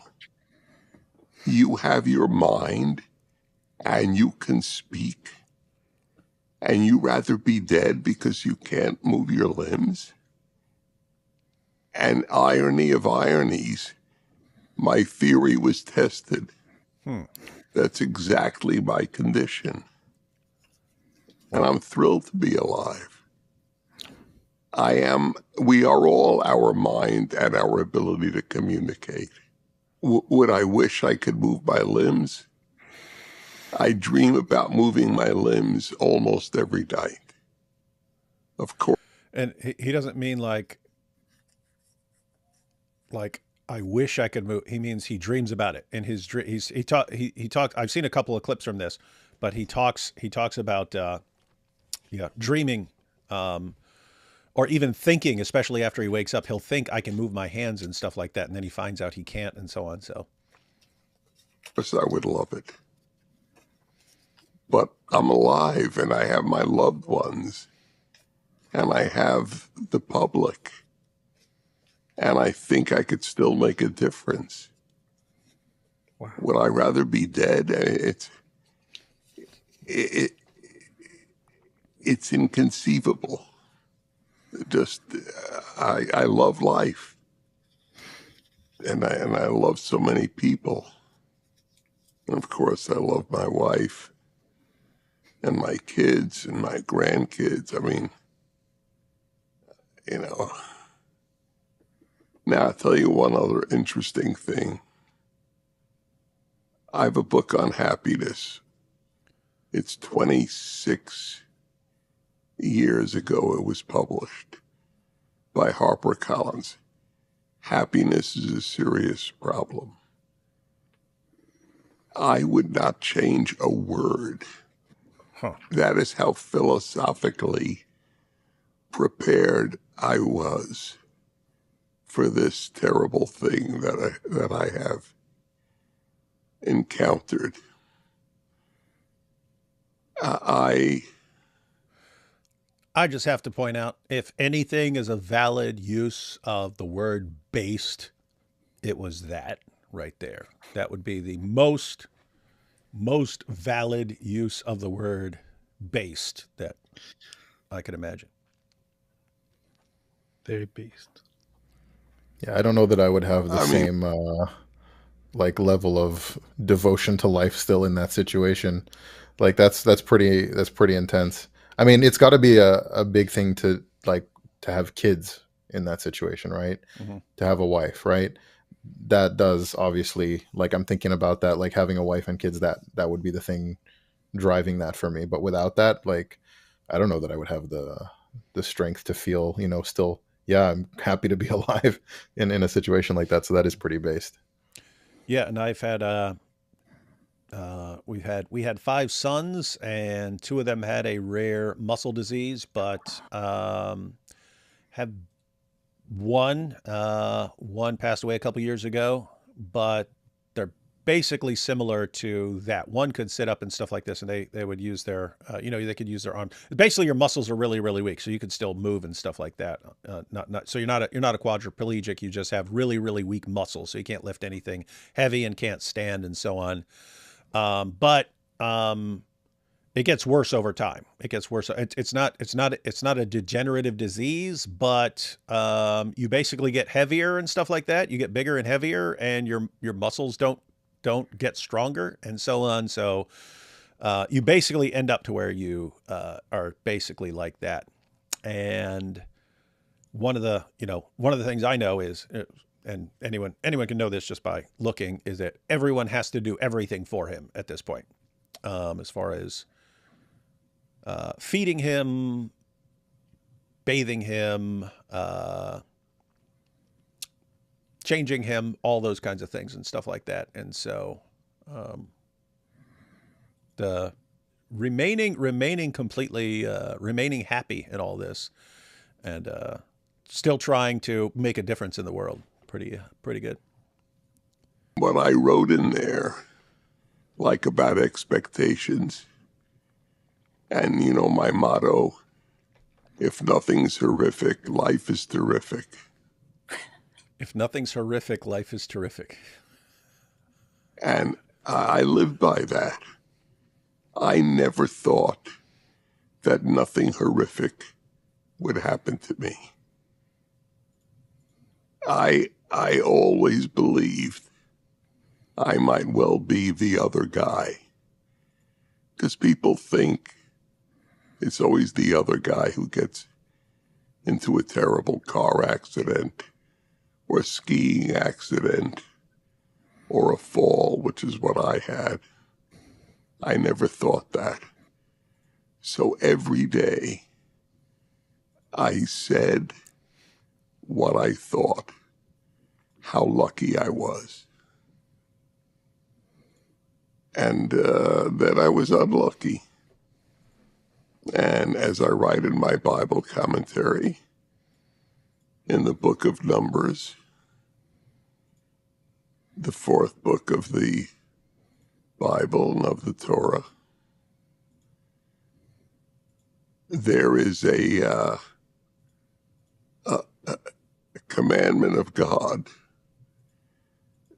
or of Moses, and it is that by lottery the tribes will be apportioned parts of the Holy Land by lottery. I'm guessing he's going to go that some of the land was better than other parts, and it's being assigned by lottery, and so you might get by lottery the best, and you might not. I'm guessing. I don't know where he's going with that, but let's see. So it's just the luck of the draw. And a lot of traditional Jewish commentators said God would decide where the lottery would fall. But these are great men, but I don't understand that view. God commands a lottery and he'll decide what the lottery does. Then why don't he just tell them, Asher, you go here, Gad, you go here, Reuben, you go here. There is luck in life. And I had bad luck on November 12th, 2024. But I've had great luck virtually every day before that and every day since that. Yeah. And I don't expect God to intervene in everyone's life. It would render life meaningless. Then what was God supposed to do? Suspend the laws of gravity? I was philosophically prepared for a catastrophe. Anyway, people should read my happiness book. I'm actually interested in his Bible commentary. I think it's called the Rational Bible or something like that. This is, I don't know. I never listened to Dennis Prager for that long, and this is it's kind of inspiring, Yes, I mean, he seems like wise. I mean, think you have a horrible accident and you're a quadriplegic, And then you just went from being able to go around and do anything you want and speak and so on, and now you can't do any of that. Now you're basically left with your thoughts and then still communicating your thoughts. And his overall response is, I was lucky vast majority of my life. I was unlucky November 12th, 2024, and I've been lucky ever since then. Guys, when something really, really terrible happens, that is a good response to have. I've been lucky right up until then, and then I was unlucky, and now I'm lucky again. Good stuff. So that's the answer to the question. Have I changed my mind in any way? I haven't. Do you have any physical pain? I have physical pain, not right this minute. It's sporadic, but it's constant. And it is primarily the top of my spine. And it's from the spinal cord injury. That's all I know. But with pain medicine and with a special ointment, which you can get over the counter, it's manageable. How do you think your mind is functioning given that you've been on medication and closed up in a room? I don't know the answer to that. That's what I was wondering. It's like, well, that would suck if very high up on your spine you have to be taking pain medication and so on. And because that seems like that could affect what you're able to do right now. But he's obviously very coherent, and he cranked out a book. So I never had a great memory. And I would say this publicly, and people would laugh. You don't have a great memory. What are you talking about? Well, I had a great memory for concepts. That I did, but not for names or dates as a general rule. So I don't know if it's any worse. I monitor it constantly. It's probably been somewhat affected. But listening to me now, you would have no sense of it. Have you kept up with the news? Oh my God. I have probably kept up with the news more than I did before the accident, because I listen to so many podcasts. yeah, no distractions now as far as. And I will tell you, there are many wonderful podcasts. Say Candace Like Please. Apologetics Roadshow. Yeah. Imagine if he was like, I mean, think of all the great podcasts. Candace Owens, Nick Fuentes, David Wood. Sneeko. They'd be like, I'm starting to question that book. Yeah. Really learn a lot Come on, by watching them. The problem is, say which ones, man. they're all long. That's true. And given my schedule in my normal life, that's interesting. Couldn't listen to long podcasts before, but now can listen to long podcasts. Interesting. I really wasn't able to listen nearly as much as I do now. Oh, so I'm totally up on the news. What do you listen to? There we go. Mike Winger. You mean the specific podcast? Yeah. What are the best podcasts? Not in order of importance. Mike Winger. Douglas Murray. Makes sense. Ben Shapiro. Makes sense. Mike Winger. Trigonometry. That makes sense. That's Konstantin Kissin. Konstantin Kissin. Constantly kissing. Yeah, they interviewed me. Yep. I'm on there. They have a lot of views on that one. think 500,000 just on YouTube. They're very intelligent. The two of them. His sidekick Francis. His sidekick Francis. Oh, I watched a lot of Charlie Kirk. I was so impressed with how he dealt at length with students at universities at which he spoke who differed with him, and how respectful he was of them. The charge that he promoted hate is among the most vile of the many lies of the left. And there's been some lies, but... He promoted respect. That's what he promoted.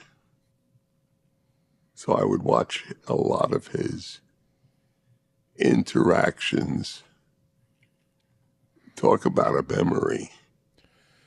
Oh, that's interesting. So he's saying he doesn't have a good memory for details, but for concepts. But Charlie did have a good memory for details and so on. It is interesting sitting here watching this, because you listen, you know, Charlie Kirk said he would listen to Dennis Prager, and that's what he would listen to. So that was like the background of his education. And here you have Dennis Prager going, wow, I really love listening to Charlie Kirk. He's so knowledgeable and stuff in this. It's interesting. He has a phenomenal memory. Or actually, I can't say had, because I haven't accepted that it's all a bad dream what happened to Charlie. We could talk about that later. I'm just trying to think about what else. Oh, Megyn Kelly. I watch her a lot. Megyn Kelly. So that was the fourth. So the list was Douglas Murray, Ben Shapiro, Trigonometry, Megyn Kelly. So guys, you want to know what he listens to? There's your list. And if you're not sure which podcast to listen to, you obviously want to listen to our live streams. But wait, he didn't finish the list yet. So I think 5 is going to be Mike Winger. Dude, it's a serious topic. It's not a time for jokes. I watch TBN. TBN has 2 IDF soldiers reporting on the news from the Middle East. To the best of my knowledge, they're Christians who are serving in the Israel Defense Forces. They don't make reference to that. But that's my suspicion, since TBN stands for Trinity Broadcast Network. Okay, I was going to ask you that. That's interesting. I got contacted by them. But I did. No. I did too. I did too, but nothing ever came out of that. It's kind of funny. That's on them. You guys dropped the ball. Yep. Yeah, but they never make reference to that either. But they're terrific reporting. And then there are just individual ones. Candace? I watch my son Aaron, who's going to be doing... Yeah, his show is almost ready with PragerU. I'm really excited.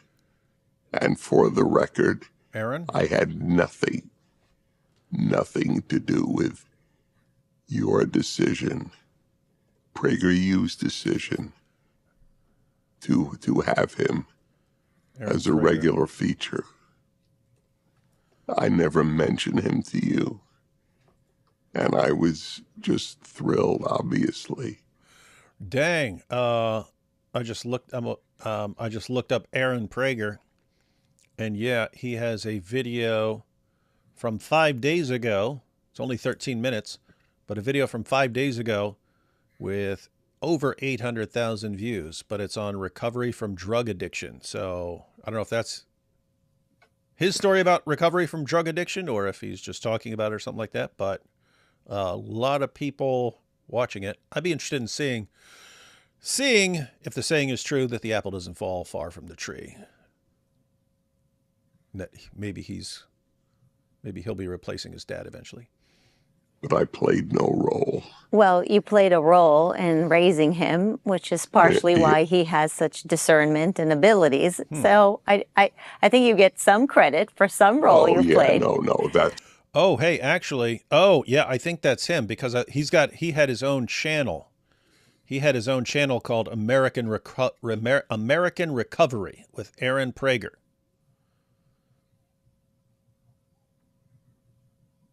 All right. So apparently he had an entire channel about recovering from drug addiction. As someone with several family members who died of overdoses, I would like people's experiences in recovery to become more common knowledge.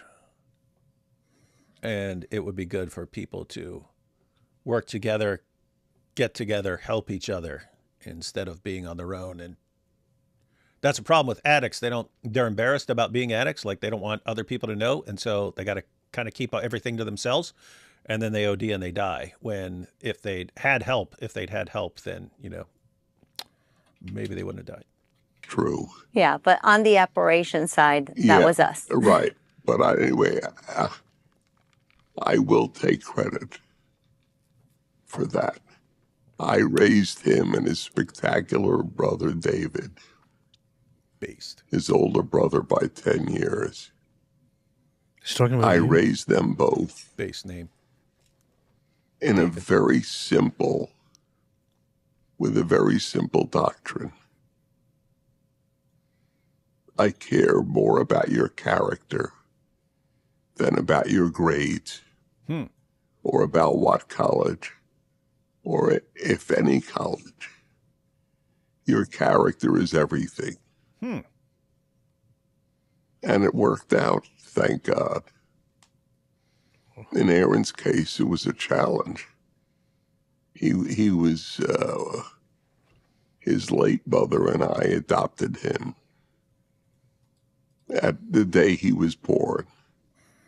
But we did not know that his mother, his birth mother, was a meth addict. Whoa. Everybody should watch the fireside chat that I did with Aaron. They will be stunned at how open it was. I mean, I asked him questions that I remember thinking, whoa, you really want to go there? But as one caller once said, Dennis, I have one word to describe you. And I was worried. What is he going to come out with? And he said transparent. And that's true. One of the most common things people would say to me, at an airport, let's say, somewhere in America. Dennis, I feel like I know you. And my response always was, you do. It's true. Yeah. Let's go into, I'd like to talk about Charlie Kirk. We're going to check out this part about Charlie Kirk, and then we'll fast forward a bit to one section right in the middle, and then at the end, he actually talks about Islam. He does? Doesn't sound like a big fan. I assume since he's smart and has a lot of common sense, he wasn't going to jump on the, it's all the same bandwagon. And he didn't disappoint. Why can't people just leave Islam alone, man? It's just Muslims just want to exist, just want to believe in their religion, just like anybody else, just like Christians, just like Jews. They just want to have, their faith. What do you mean? And What do you mean? Just like Jews? According to Candace Owens, Jews are using Islam to scare everyone into distracting people away from focusing on what the Jews are doing. That's true. Anyway, Islam sucks. Oh yeah, that too. Because you and Charlie were obviously very close. But there's something amazing about Charlie. Everybody feels like they were very close to Charlie, including people who've never met him. And there are a lot of people who are really impacted by the murder of Charlie Kirk. And you're very good always at giving perspective on a macro scale. What do you think the murder of Charlie Kirk will mean to America, possibly the world? Charlie made it a thing to come visit me on a fairly regular basis. He would just show up. That's crazy. I never visit anyone. You'll love this story. I told it to Charlie on camera. One of the nurses, a male nurse, was a big fan of mine. But I think he was an even bigger fan of Charlie's. And so I said to him, well, Charlie's coming on, I don't know, Monday at 1. If you'd like to get a picture with him, just know I'm perfectly okay with it. I think it would be wonderful. Well, sure enough, he showed up and got a picture with Charlie. Can you imagine how valuable he thinks that picture is tragically now? Oh, wow. Yeah. Anyway, I did think Charlie and I had something special. He dedicated his forthcoming book, which will tragically end up his last book, making the case for Shabbat observance for Gentiles, and especially for Christians. And he dedicating the book to me because he got the whole idea of Shabbat from me, which he acknowledges.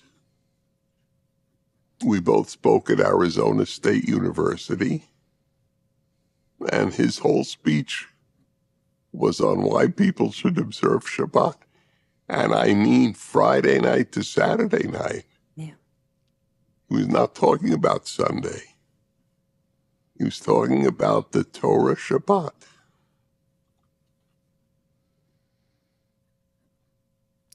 You'll need it recorded, otherwise Candace will accuse you of trying to appropriate Charlie Kirk for Judaism. And I figure, wow, if all I did was influence Charlie Kirk, I've influenced millions. So that was a wonderful feeling. Anyway, he would go out of his way to visit me. But then I heard all these other people saying how close they were to Charlie. And I don't negate that at all. But what I said for an audio that I made for Erica, I told the story about Rabbi Joseph Telushkin, my friend since high school, most prolific author of Jewish books living today. He told me that he was moved at a funeral once. He would interview children and the wife of the deceased, anyone who would speak, so that he would know what to say with knowledge. And he discovered, because he talked to each of them individually, privately, he discovered that each one thought that while the dad loved all of them, they loved them the most. I love it. That's Isn't great. that great? What a great ability to make people feel like you're their favorite. That's right.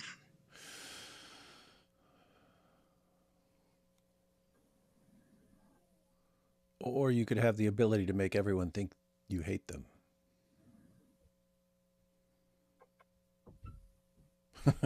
You know what this reminds me of?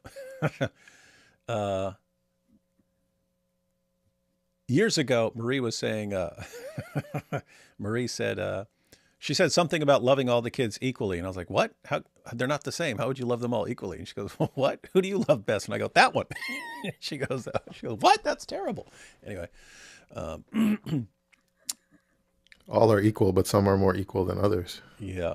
All right. So we're going to fast forward. I've got the link to the full interview in the description for anyone who wants to watch everything.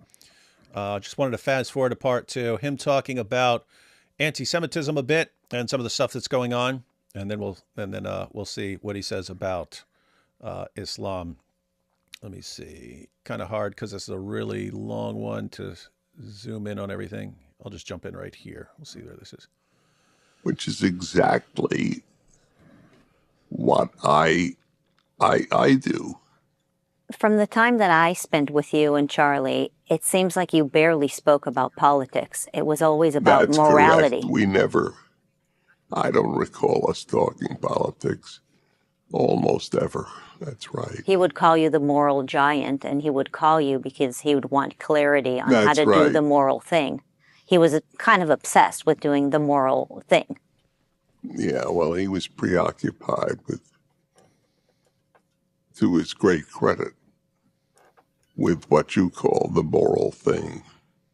What's crazy is that people have accused Charlie Kirk and even the folks at Turning Point USA for being fascist and Nazis. It is so crazy. How do you describe a 31-year-old who is so focused, obsessed with doing the moral thing? He would fly out here to spend time with you to really gauge on how to make the moral decision, yet the left accuses this young man with the most ridiculous charges. What kind of impact does that have on our society? The left cheapens words. The libels of Jews and non-Jews who defend Israel and of Israel, they equal the medieval libel, where we got the term from, the term libel from, when Jews were accused of slaughtering Christian children to use their blood to bake matzahs for Passover. Whole Jewish communities were killed and expelled. You know what's interesting? It's the inconsistent skepticism. Like, you remember when Candace was talking about Mengele's experiments and stuff. She's like, that just sounds weird. Why would anyone do that? I mean, it doesn't even make any sense. So it sounds like propaganda. But she'll listen to any deranged conspiracy theory about Jews and just roll with it, just run with it on the flimsiest evidence. It reminds me of, like, she supposedly investigates Andrew Tate and declares him completely innocent of everything against him, and yet one person can accuse, if she's against someone, one person who ever said anything, even if it's massively discredited, becomes conclusive proof. And it's like, okay, if you got, look, Jews over here filming with a camcorder across the river, you see, this is proof that Israel's behind it. But I can't find any evidence against Andrew Tate. It's I don't know. This is weird, man. Well, he's referencing the connection to the medieval blood libels, right? Mm-hmm. I mean, the evidence then was a European villager finds the body of a child in a forest or in a well and comes as the hero to tell the authorities that it must be the Jews that did it. I don't know why the villager that found the body wasn't the first suspect, but you know. Yeah, imagine that. If you and guys, this ties into what I was saying. If you become so polarized that the group that you're responding to is like pure evil, and anything, you wouldn't put anything could be attributed to that group because they're so evil. That allows anyone in your group to blame them for anything, and you get a pass because you're with this group, so you're a good guy, so you couldn't do anything. You wouldn't do anything like that. You couldn't kill a kid, anything. But we know who could. Someone in that group over there that's pure evil.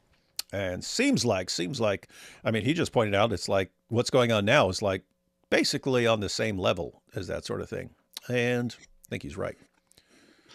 There were even other cases, like in France, where did you say France?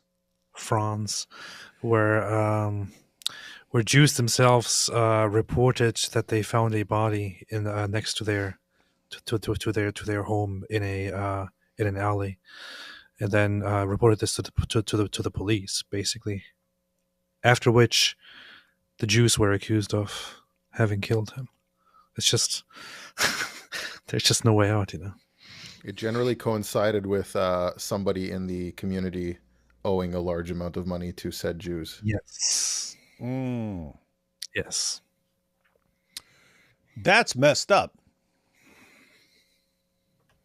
I'm pretty sure it happened with a king of England, like an actual, like the king at some point, I forget which one, incited a bunch of riots because he was in debt to a group of Jews who had funded some of his war efforts. I forget which king it was. It was like massive scandal. That was the common thing. Borrow money from Jews, and then be unable to pay it back, then accuse them of something and take it force and just eradicate the debt. Very powerful. So what you're saying is Candace Owens probably owes a bunch of money to some Jews. Yes. That would make sense. Evil and absurd charge. The charge that Israel is committing genocide is equivalent in how big a lie it is. All that charge does is cheapen the word genocide. Anyway, I could go into that in detail. What the left does. They use language and then they cheapen it, and it causes real damage, real death. Like racist. Yeah. Same thing they did with Charlie Kirk, and I'm guessing he's going to point that out. Well, they charge every conservative with being racist. Right. So therefore I'm a racist. Which is absurd. Dennis, I'd love to get your feedback on how to think through this clearly, because there is a lot of confusion right now around the term anti-Semitism and Jew hatred. And so you have on one side of the equation Jews who may be overreacting, calling anybody, or there is an alleged claim that Jews are calling anybody an anti-Semite simply for not agreeing with them on policies regarding Bibi Netanyahu and Israel. And so, for example, Megyn Kelly and even Charlie Kirk felt that because they were asking questions about Israel, they were accused of being anti-Jew, even though they are as pro-Israel and pro-Jewish as it gets. And so the claim is that Jews are overreacting and oversensitive. And then with that said, there is on the other side of the equation, people who have realized that by accusing the Jew of virtually everything, including Charlie Kirk's murder at one point, there's that very much so growing on social media in particular, but frankly, even on podcasts. And so there's quite a bit of confusion and messiness around, for some reason, the chosen people continue to be in the eye of the storm every single time. And how do we not overreact as Jews? How do we think about this in a calm, cool, and rational way? How do we make sure that people like Megyn Kelly are not accused for something she's not guilty of? How do we make sure that somebody like Charlie Kirk is not accused for something he's not guilty of? This is actually interesting because this is what Candace has been going on. The Jews were putting all kinds of pressure on Charlie and threatening him and so on. And here you have, they're sitting here thinking, hey, how do we avoid misrepresenting someone if they disagree with Israel? Or like, how do we make sure that they are not accused of being anti-Semitic or of hating Jews when they disagree? They're like, how do we protect people who want to disagree with us? It's interesting. With that said, there's a rabbi who's not very popular even amongst Orthodox Jews for the most part because he says very extreme things. Yosef Mizrahi, he is saying like his own psychotic things, but his attitude was that Charlie was such a good friend of the Jewish people that God had to kill him so he doesn't lead Jews astray. Wow. Because he's such a good person. Yeah. He's such a friend of the Jews. He's so good to Jews that he'll take all the Jews away from Judaism. All the Jews are going to be like, we love him so much, we'll follow anything he says. And so, wow. Exactly. Like that's how much Jewish people, like that even the extreme psycho end of it is going to say like, oh, he's our best friend. Wow. We hold accountable people who actually do increase fear and... But by the way, this another interesting point there. They both just talked about how cheapening words, like you take a word like racist and then you apply it to people who aren't racist. It's just things you disagree with, and you kind of destroy the meaning of the word. And now there's no actual category for people who are actually racist because it's become a word that just means anything you don't like. And the same thing with genocide. Like, how do you actually describe a real genocide now when you could apply it to any war where bombs are being dropped and people are being killed? You can call that a genocide, even if the population is skyrocketing of the people who are supposedly being genocided. And then, but what she's doing right now is, hey, how do we avoid, we can't apply the word anti-Semite to anyone who just happens to disagree with the Israeli government about something, because that would actually destroy the meaning of the word. And then what word do we have for people who are actually just hate Jews?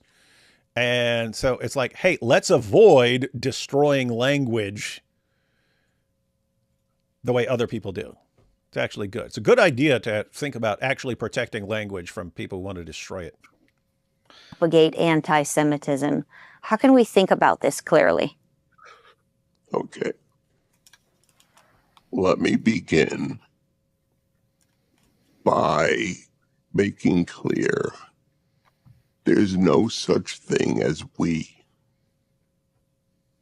Jews are as divided on the political, philosophical, and moral spectrum as the general population is.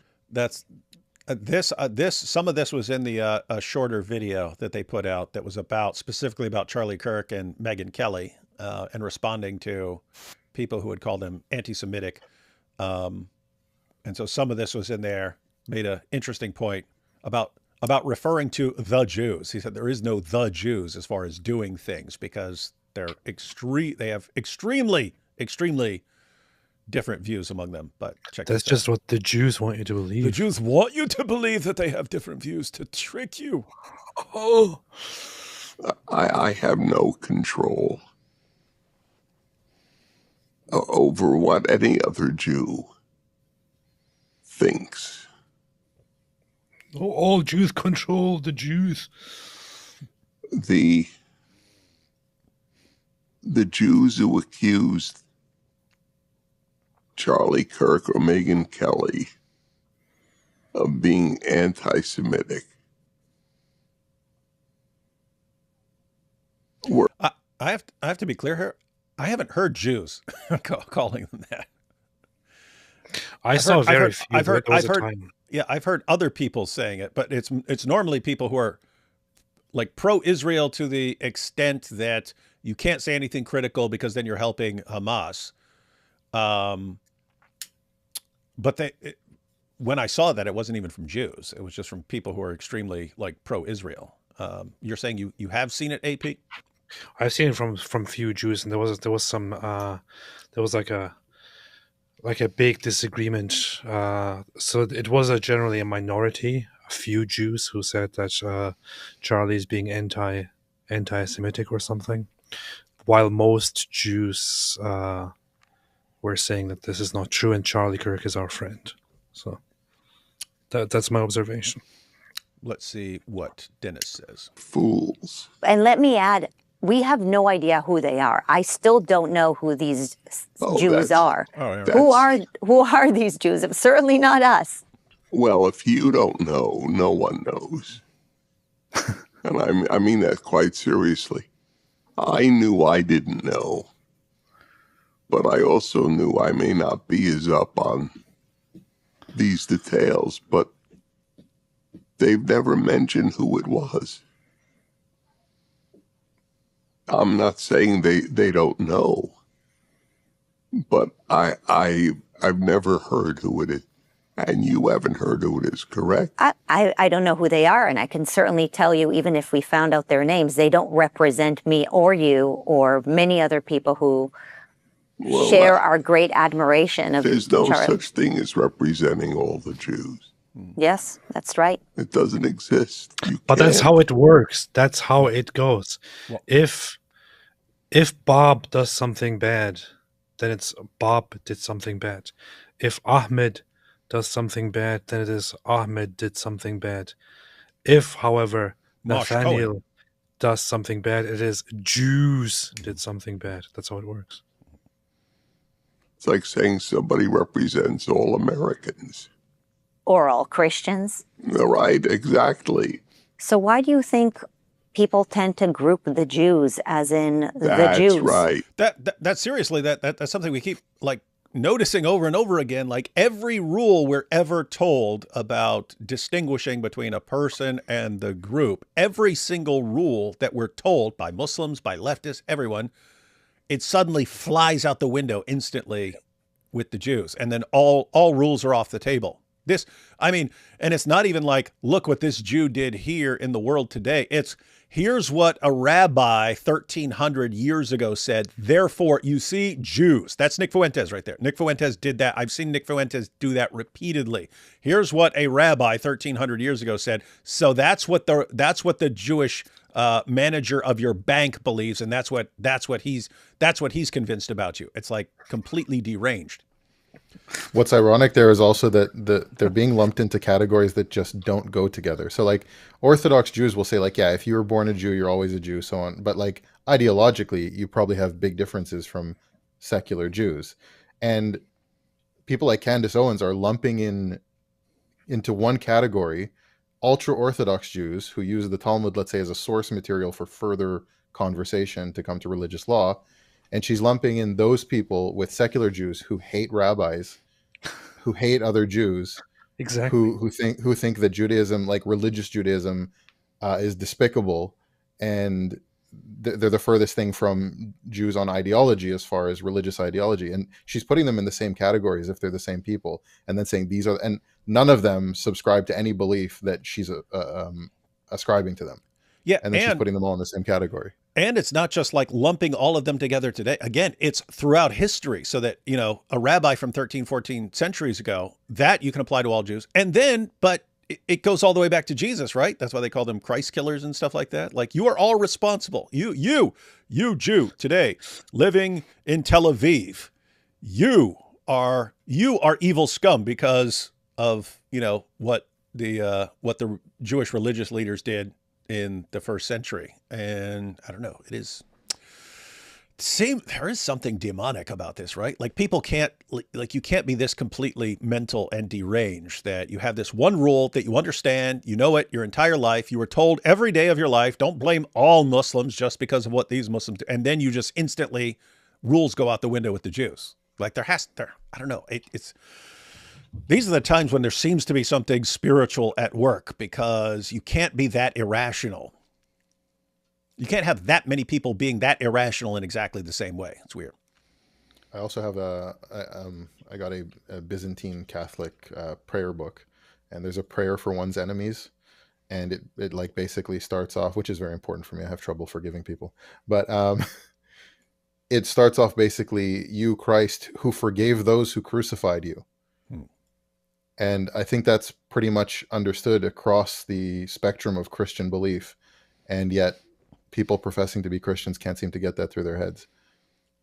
Well, how are you claiming to be greater than Nick Fuentes, the real Pope?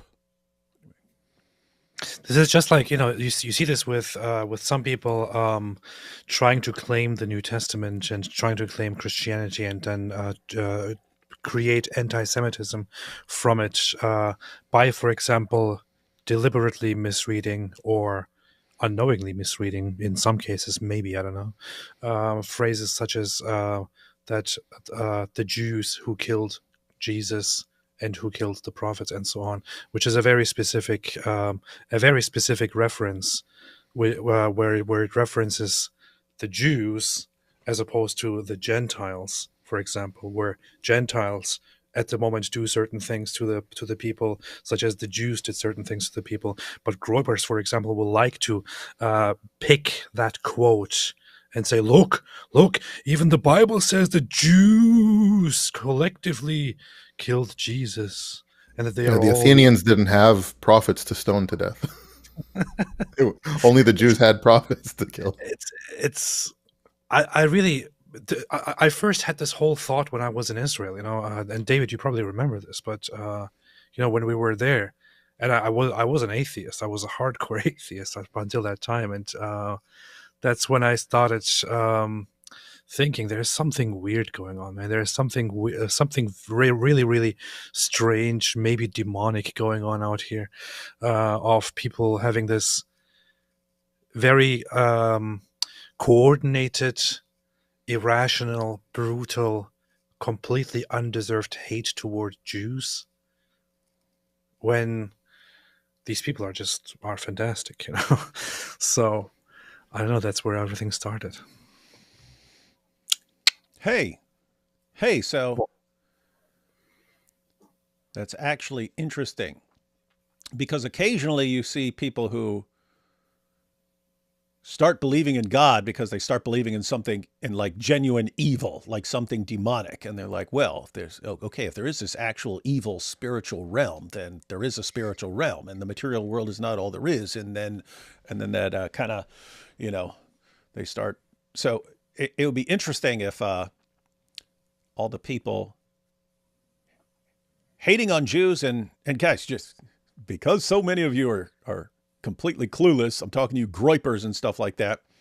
Let me be clear here. Not saying Jews don't do anything bad, or a Jew has never done anything wrong, or everything the Israeli government has ever done is perfect. And not saying any of that. Talking about, again, things how just basic rules that we apply in every other situation just go out the window with this one group. And it'll be so many different people from so many different backgrounds who do the exact same thing to this one group over and over and over again.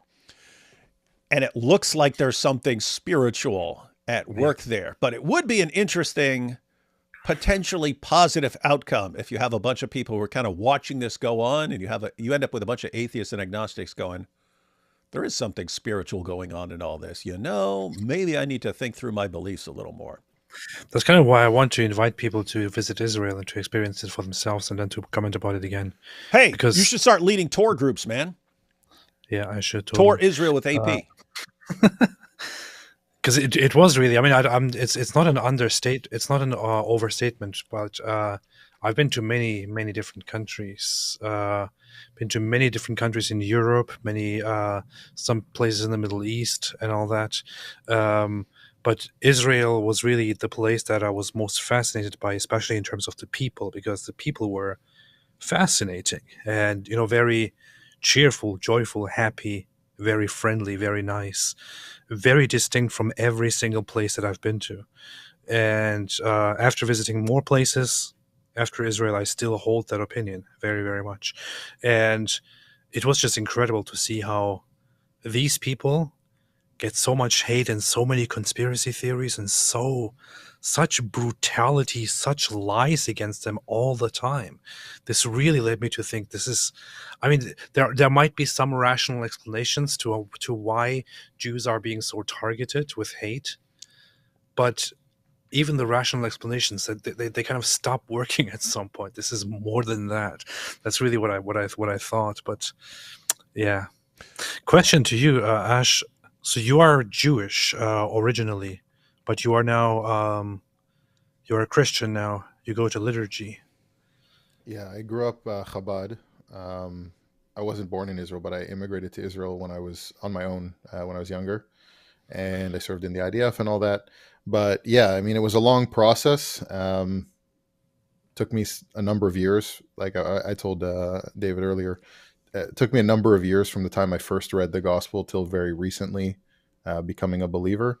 But once I understood that to be the truth, it was like, okay, I got to go to church now. So doing that. But now that you are, now that you believe in Christianity, do you still consider yourself Jewish in a sense? I mean, not in a sense. I'm Jewish. Not according to Candace Owens, liar. I'm ethnically Jewish. I mean, Candace Owens says you had to pick, man. You got to pick. My family are Orthodox Jews. My parents are still Orthodox Jews. Excuse me, you can't be most Jewish of my and a friends. Christian. You have to be a Christian. Candace Owens defines Christianity and Judaism. No one else. But now that you are a Christian, do you fully believing that Christianity is true? Do you consider Judaism, rabbinic Judaism, as something evil or worthy of contempt or hate or something like that? No, I make videos explaining why I think that Orthodox Judaism, like I say rabbinic Judaism, but it's just Judaism. But I make videos explaining why I understand that to be false and why the claims are false and why Christianity is true. But it's totally reasonable for Jewish people to have belief in Judaism. And there's nothing inherently wrong with Judaism. In fact, I'd argue the opposite. I think there is a lot of worse things to be than an Orthodox Jew. Orthodox Judaism leads to a life of meaning, and people find meaning and purpose in it. It leads to a life of virtue for most people that observe it seriously.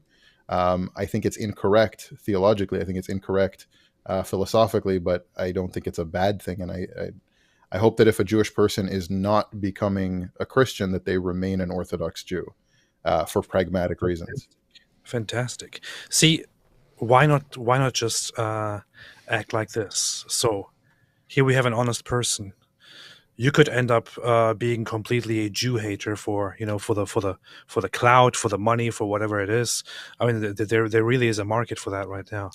I don't want to give you ideas here, but but you could do this, and this would be the truth. I myself would say I cannot say that Judaism is correct theologically or that it is true.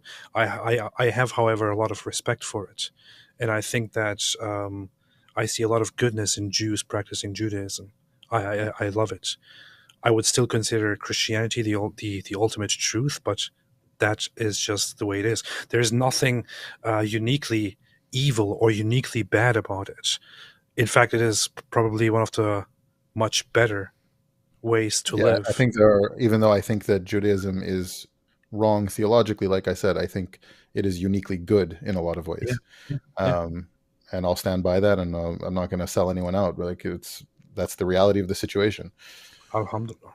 Hey Ash, you messaged me and said you'd like to do a live stream sometime about the Talmud and discussing that.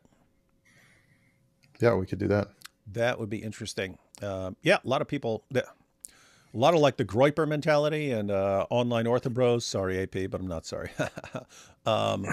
They all just think of it as like it's a collection of commands that all Jews believe in and stuff like this, and then they'll pick things out. Anyway, it'd be good to actually go I was through. thinking of doing like a video, or even if it's the stream with you, you should label it something like the most evil verse in the Talmud ... that isn't there. Yeah. Libra David, that was my favorite passage that's not in there. You know what you should do, Ash? You should make a video, something like, I mean, you can think about how exactly to frame that, but this would be, people would flock to it. I was a Jew. Just for the. I was a Jew. Then this just for the happened. description. Here is the truth about the Talmud. For There you example, go. something like that. This is stuff that people really look for, and then you can explain what the Talmud actually is to all these confused people. Yeah, Would be that's not a fantastic. bad idea. Get like clickbait them into their Exactly. rage video, and then explain what's actually happening. Exactly. Yep. And AP, as far as like seeing that there's something weird about people's like fixation and how all rules go out the window and stuff like that when we're talking about Jews. That's actually what I said when Stefan, that's Visegrad, everyone, when Stefan interviewed me in Tel Aviv, and he was like, why are you, a Christian, actually opposing the people who are saying these things and this and that? And I gave a list of reasons, and it's like, well, I mean, at the end of the day, it is a pretty good point that Jews need a place where they can actually go when things go terribly wrong in some country. You just can't, given how quickly people can flip a switch and just, nope, we got to get rid of these guys.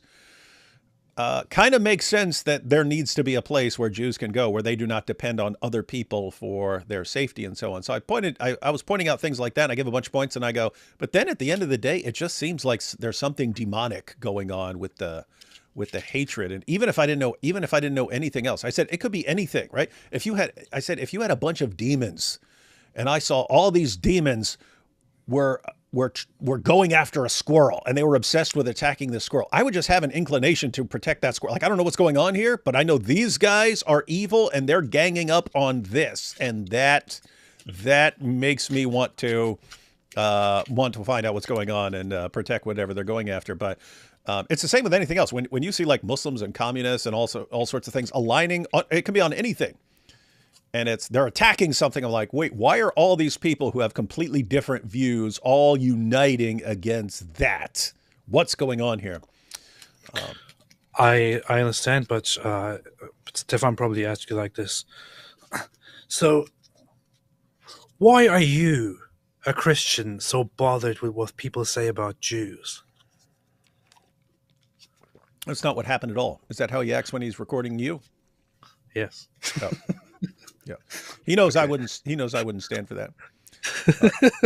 Let's check out a little more of this here. Stefan is awesome. Well, yeah, he's cool. He's cool. That's the other thing. Lots of cool people are emerging in all this. Yeah. If someone says the Jews, Here we go. it usually means that they're no friend of the Jews. It's like people, real racists, not figurative racists, who say the blacks, but nobody says the blacks, because blacks are divided, as they should be. Say any group. The Americans, does anybody say that? To group, I mean, the irony behind all of this is to group the Jews into one group. It is impossible to get Jews to agree on anything. On anything. There's that joke, 2 Jews, 3 opinions. Well, there's a better joke. A Jew is stranded where his ship goes down. He's the only survivor. He's on an island alone. He's finally rescued. And there were 2 buildings. 2 synagogues he's built. So they say to him, "You're one Jew, why did you build 2 synagogues?" He said, "This is the one I attend, and this is the one I would never set foot in." Yep. Yeah. I mean, I see you nodding, Ash. Yeah, that's true. There's shul drama, you know.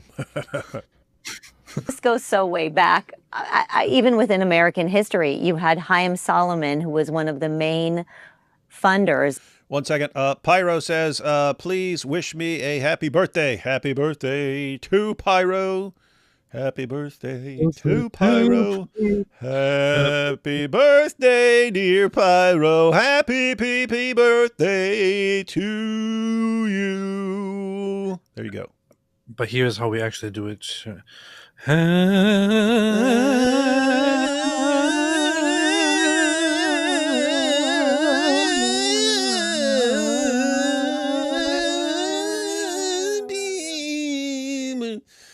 And what's funny is you'd have some dumb American going, "Oh, it's such a beautiful sound. Oh, your religion must be true because of that awesome sound." Of the Revolutionary War, right? He funded the Continental Army, and you had Jews who fought on both sides of every single war. Yes. Yet people love to just say the Jews. The moment there is one Jew or 2 Jews or even 5 Jews who do bad thing, suddenly it's attributed to all Jews. And clearly, we were just talking about this. It's a pattern that ultimately leads to Jew hatred. My book with Joseph Telushkin, Why the Jews, the 3rd edition was just published. It was first published I want to check that out. in 1974. Whoa, that's before I was born. And again, everything we wrote has come true. It's been validated.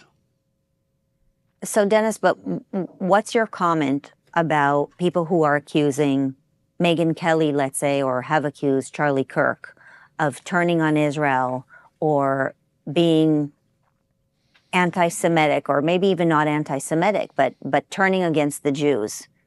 If you think Megyn Kelly and Charlie Kirk have been anti-Semitic, you're out of your mind. You are charitably, you're paranoid. And Jews have a right to some degree of paranoia, given what's happened to us. But I don't excuse it. These have been 2 of the most outspoken pro-Israel voices. They are allowed to differ with the Israeli government. Half of Israel disagrees with the Israeli government, including the vast majority whose children go into the Israel Defense Forces.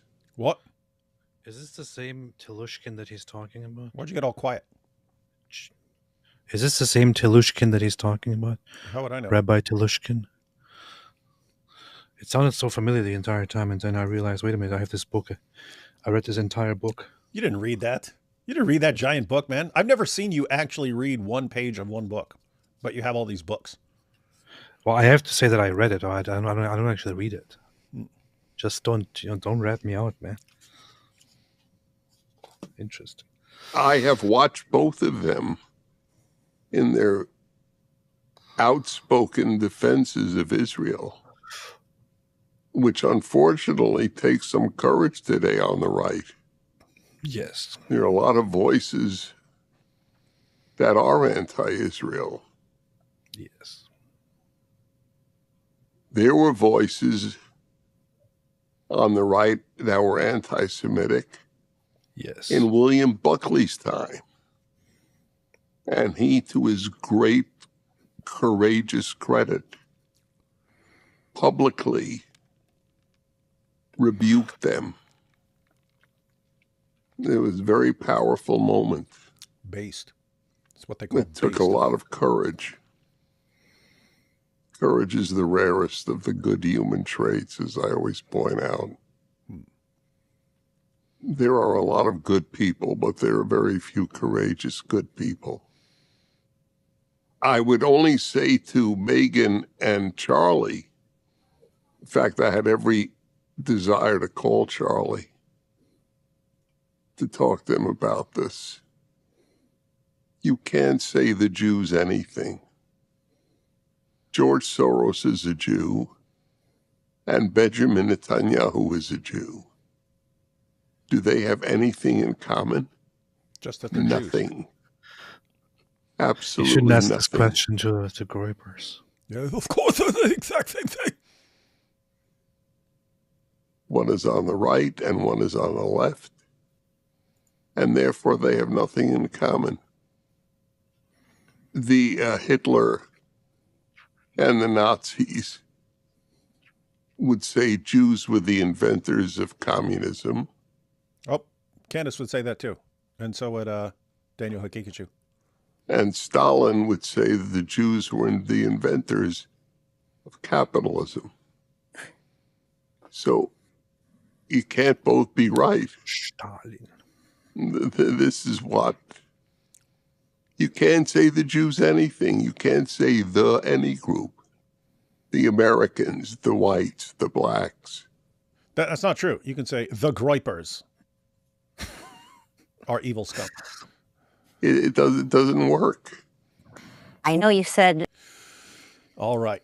So again, got the link in the description for anyone who wants to watch the rest of it. We'll watch just a little. We'll take a couple super chats and then we'll watch this little section at the very end where he talks about Islam and shares his insights. Because I was wondering what he thought. Because I've never heard him talk about Islam. So I was wondering what he thought about that.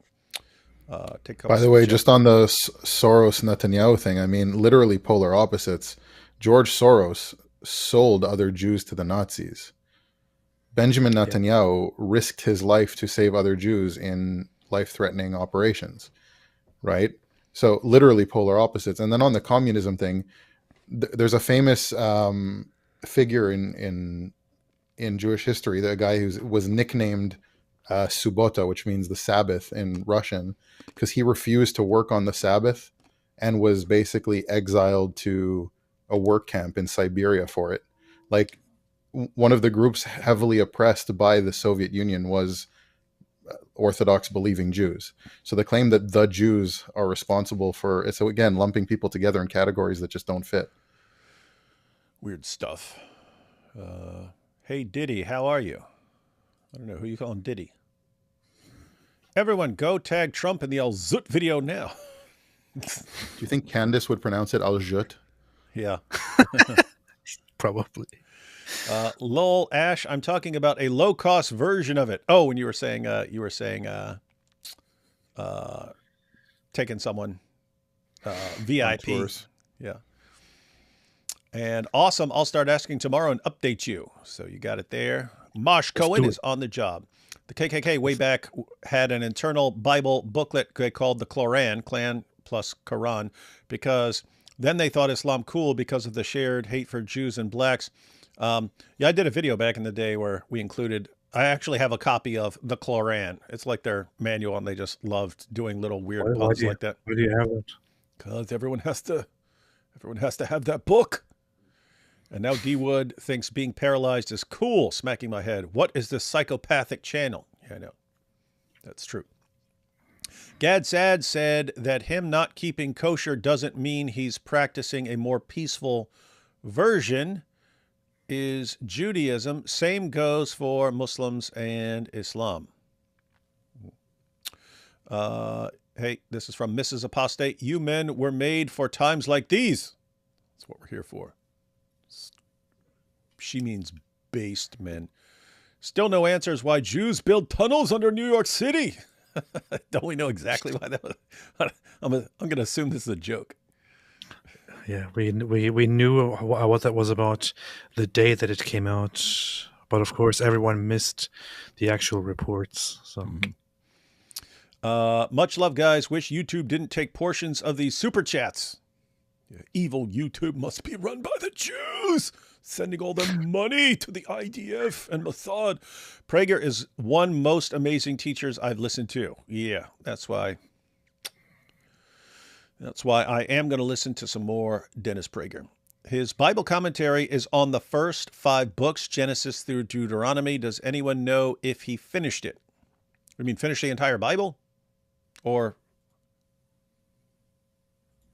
I don't think he finished it. Or like even the continued 5 after books. that? Wait, you're saying he didn't finish going through the 5 books? I don't believe, unless I missed it, but I don't think he finished. Aaron is adopted from Hero in Addicted Mother. Yeah, he mentioned that. Ash looks disappointed with this experience. Quit being so disappointed, man. I know you thought... I responded to that. I told him I just don't like to smile. Like, avoid it if possible. Yeah, guys, I mean, it's been built up in his mind so long that the greatest day of his life would be the day that he gets to join AP and D Wood in a live stream. And then he's like, what? This is it? This is it? We just sit here and watch something and toss in random comments? I can't be disappointed. My wife brought me a cold beer while we're doing this. So Nice. Beer is haram. I probably watch most fireside chats. How many are there? Are there a bunch of them? I think like 300 or something. Are you joking? No. Whoa. He learned Russian to help Jews in the USSR. It shows his love for truth and freedom, praying that he finds Jesus Christ. Interesting. AP, an idea for your German video on leaving Islam. Ich habe den Islam verlassen, weil ich keinen Bock mehr auf den Mist hatte. Hope that helps. I will take the advice. Thank you. Yeah, what's awesome is my spot-on German accent. Like, if a German heard that, they'd be like, who is this? He's the most eloquent German ever. Catholic YouTube channel PaxTube with large following posting Groyper lies about Israel, saying Epstein is a Mossad agent. Check out if interested. We have to listen to what this channel says because they have a picture of AP. Candace is narcissist, attracted to power. Tate is popular. She wants to be close to it. By the way, Haim Solomon, Jew funded the American Revolution, died poor. You see the Nice. Jews. I might not be online enough, but I have not seen any prominent voices call, Megyn Kelly or Charlie Kirk anti-Semitic. They are mostly critical of the not pushing back on Tucker Carlson. Yeah. That is the one thing that people did take issue with Charlie Kirk, that he continued to allow Tucker Carlson to speak at the Turning Point events, and I also had mixed feelings about that. I still do. That said, I still think that I never really thought that they should take him off. I do think, however, that he should be more challenged. Although he's quite challenged, but I would say that he needs to be more challenged by other people attending the events. But some people were saying that Charlie Kirk should take Tucker Carlson off the platform, and he never did that. And he said, "I won't be bullied into doing things like that." So yeah, I can respect the just because a bunch of you are complaining and trying to pressure me into doing something doesn't mean I'm going to do it. In fact, it makes me want to do the opposite. You guys nagging me, don't nag me into doing stuff. It makes me want to do the opposite. So I get that. I also get the if you're like a free speech absolutist, and it's we're not gonna shut this guy down for disagreeing with us on this stuff. I totally get that. With all of that said, I'd be on if I were controlling events, I would not want Tucker, because I'm looking at the trajectory, right? I'm like, okay, here's how he was in 2018. Here's how he was in 2020. Here's how he was in 2022. Here's how he was in 2024. Here's how he is now. He's getting worse and worse. And I look at the trajectory and it's like, if we are propping him up now and he's going further and further and into like Candiceville, I wouldn't want to be part. I wouldn't want to be part of keeping him relevant and popular if he's going off the deep end. And so I wouldn't want him. I wouldn't want to be associated with him. Let's see. Two Jews, three opinions. The most constant thing on us. Yes, you see. It shows how evil you are. You all have 1.5 opinions. Thank you guys for always opening our eyes to these issues. Genuine hatred for Jews is increasing on the Christian front. It's disheartening. Yeah, it's bad. And it's weird because you keep seeing it and it pops up. And every time you go on X or anywhere else, it's in your face constantly. And so you say something in response and then they'll go, oh my goodness, why are you licking the balls of Bibi Netanyahu? Blah, blah, blah. But you know, it's interesting. It's sort of a Charlie Kirk thing, right? It's sort of a Charlie Kirk thing where when they're like, they're trying to manipulate you into shutting up, it makes me want to say more stuff, right? It makes me not want to back down. Anyway, so gird up your loins, groypers. We're not backing down for you sniveling dorks. AP's new tour business, Apostolic Pilgrimages. That's good. Please do a collaboration with Tovia Singer. He'd do it. What? Why would he do it? And why? I don't think Tovia Singer would do a collaboration. Ash, did you ever have an interaction with him? Were you his biggest fan? So before, so when I first got exposed to Christianity, I was very interested right away. But then I found on my own all these kinds of issues and contradictions and blah blah blah blah blah. All the normal, already debunked claims. I actually had an interview with him. I interviewed him way back. The conversation was one of the things that pushed me further in the direction of Christianity because he was so disingenuous, so snake-like. I'm sitting there like I have really good friends who are Christians who are in all different kinds of denominations too, Catholics, Messianic Jews, evangelicals, and he's sitting there telling me like the only reason anyone who's Jewish ever becomes a Christian is because they have self-esteem issues or a drug addiction or some kind of problem. And I'm thinking that doesn't describe any of my friends or myself who's discerning this. So that's incredibly disingenuous. And yeah, the more I looked into him, the more I realized what a snake he is. Yeah, he's even other anti-missionary rabbis called him out for distorting Jewish traditions as polemics against Christians. I have listened to a lot of rabbis, and I personally, I don't know, I can't speak with much authority, but I would say from my perspective, I would consider him a terrible representation of a rabbi, and I also think that he's very harmful, and especially harmful to Jews in a way that angers me a lot, which is that what he does is sucking up to Muslims and doing this whole thing of like downplaying Islam and being like, oh yeah, we Muslims are our brothers. You know, we have so much in common. He said in an interview with the Orthodox, he did an interview with the Orthodox Lips Muslim, where he said, we agree on this, the beautiful Tawheed that Jews love so much. And I'm like, do you know anything? Like, he does know better. And he's saying it anyways, because for whatever reason, also, I don't know if he still has his organization in, I think it's in Indonesia, where he has like a Jewish organization. I don't know if he still has that or not, but if that's the case, he's definitely has to be careful about what he says about Islam. So he's like, that's problematic for him if that is the case. So, I mean, we all know what the justification for it is. It's one thing not to say anything about Islam. It's another thing to be to go on Orthodox Lips and other places and be like and praise Islam. And, tell Jews who are watching him that Islam is completely cool and loving and nothing to do with the whole terrorism thing and all that. I mean, what does this do except blind Jews against this big danger that is threatening them all the time?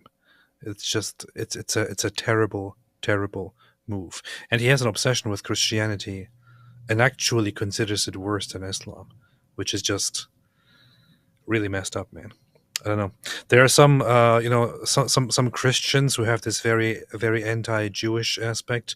And then there are some rabbis or some Jews like him who have this very anti-Christian aspect, and then make compromises with Muslims. They are very much the same to me. Yeah, it has the same vibe as like Muslims aligning with LGBTQ community or something like that. It's we hate these other guys so much that we will even align with each other on this. And it's like, seriously? You want to align with the guys whose ultimate goal for the end times is completely exterminating all of you? That's who you want to align with because you don't want you're worried about Jews believing in Jesus as the Messiah? Kind of weird. Kind of weird stuff, man. Messed up. I mean, I offered to talk to him in the past, and he rejected twice. Once explicitly in a way that I just found very morally questionable, and the second time just through silence. So. Benico said, "That's funny, AP. You can say the Jews led you to Christ. Romans 11:11 says their stumbling brought salvation to Gentiles."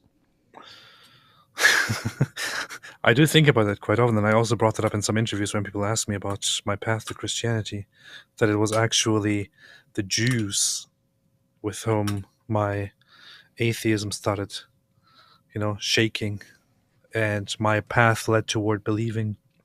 It wasn't the Christians, it was the Jews first, just as the Bible says, first the Jews. It's funny. Let's see. Never really understood the extreme global hate even when I was a Muslim. Dwap. Yeah, that's the thing. For Muslims to have so much hate against Jews is one thing, because it's directly in Islam. Mm-hmm. It's directly in the Islamic sources. It's directly in the Quran. It's directly in what Muhammad said. But for others to also jump in and to engage in that and to do that, it's really, really, really messed up. Something really, really weird about it. Really, really weird. Dwap, that's D1AP. Consider now the short video I posted on last night. Apostles Paul's life was a warning. Do you see it? Lake Point Church, this is a good episode for it. Prediction, AP will say, powerful, powerful. Yeah, I told AP yesterday because I went ahead, after you recommended it, I went ahead and watched it. And I said, indeed, it was powerful. I suggested AP watch it. He refused. But I'm in control here. So yes, we will, I'll take these super chats. We'll watch the short little bit at the end where he comments on Islam and the spread of Islam and ideas about Christians and Muslims worshiping the same God and so on. So he comments on that. And then after that, we'll watch that short because it's a short little video, but yes, indeed, very powerful, powerful stuff, which is why AP is going to go powerful, powerful. You guys scare my cats away every time you do your Islamic happy birthday song. That's what it does. Also, AP enjoyed my birthday at Tommy's rally. Based birthday. Remember that? Nice. Based. Very nice. Went to Greek liturgy. A blessing of newborns happened. Was sweet, very sweet. Felt out of place because we're Hispanic. They were very nice, though. Included us at lunch after. Does culture matter? One older man said no. Well, culture is much more pronounced in the Orthodox Church than in the Catholic Church, for example, and it is also how the Orthodox Church very much developed, which is why you will have Greek churches celebrating in very Greek ways and also doing a lot of Greek cultural stuff, and Romanian churches doing the same thing in Romanian and so on. But especially in countries where you have now a lot of converts, things go quite differently. I mean, I go to a Greek church where most of the congregation consists of converts, not of Greek people, and everybody fits in. So it might seem a little bit odd at first, but it works very well. David knows it too. It's weird because it became like Greek supremacist ideology. Well, Greek is supreme. So let's all say a prayer for Dennis's conversion. That's a good idea. Everyone talks about the Garka tree, but they should really look for the Gurkha trees. Those don't play nice. I don't know. Garka tree will beat all other trees up. Candace Owens might leave YouTube if she finds out the Jews are getting a cut of super chats. D1 and AP are the shizzle. Hey, we should tell her that. That's true. We should. We'll start up the rumor. Hey, we should start up the rumor and spread it somehow that the Jews are taking part of every super chat on YouTube and watch everyone head over to Rumble or something. Hey, family, just giving greetings and salutations. Hey, what's up, Issa? Issa's recovering from a terrible broken leg. Please send some prayers my way. Things are getting hard. God bless you too. Oh, yeah, things are getting hard and they're going to get harder. God bless you. All right, so let's check out what Dennis says about the spread of Islam. Goodness. Good intentions are not the route to goodness. Wisdom is. We're in trouble. We send our kids to universities, and especially prestigious universities, where they are taught by teachers with no wisdom. Hence moral confusion. And you can have any number of students and professors marching on behalf of what is literally today's Nazis, the organization called Hamas. That's really something. Do you think a return to religion? What is that? What does a return to religion in America look like? That's a very good question. I don't care how it manifests itself, as long as it's God-based. Islam? Catch that? Said, I don't care as long as it's God-based. She said, Islam? That was a good question. And it's good because otherwise people would have been wondering, oh, okay, so anything. So Islam, it's all fine. It's all God-based, right? Let's see what he has to say. I wasn't finished. God-based, specifically the God of the Bible. Oh, and our Muslims, you got some Muslims are going to say, oh, but it's the same God. Not according to John Fontaine. Yes. Not according to John Fontaine. Good. That is not the same God. You hear this? Not the same God. As in Cameron Bertuzzi's going to lose his mind over this one. What? I will make a 17-part series responding to this lie. And I will get Trent Doherty to come in here and destroy this. All right, here we go. Islam. Wait, what did he say? It's not Let's just go ahead and hear this part again anyway. Good question. I don't care how it manifests itself, as long as it's God-based. Islam? I wasn't finished. I said God-based, not demon and pedophile prophet-based. That would have been funny if he said that. Anyway. God-based, specifically the God of the Bible. That is not the same God as in Islam. Yes. Not an attack. It's just a fact. Yes. That's why we speak of Judeo-Christian values. We don't speak about Judeo-Islamic values. Can you talk about Islam in the West? Charlie talked a lot about Islam in the West this past summer. Look, there are many wonderful individual Muslims, but that's not the point. Nobody denies that.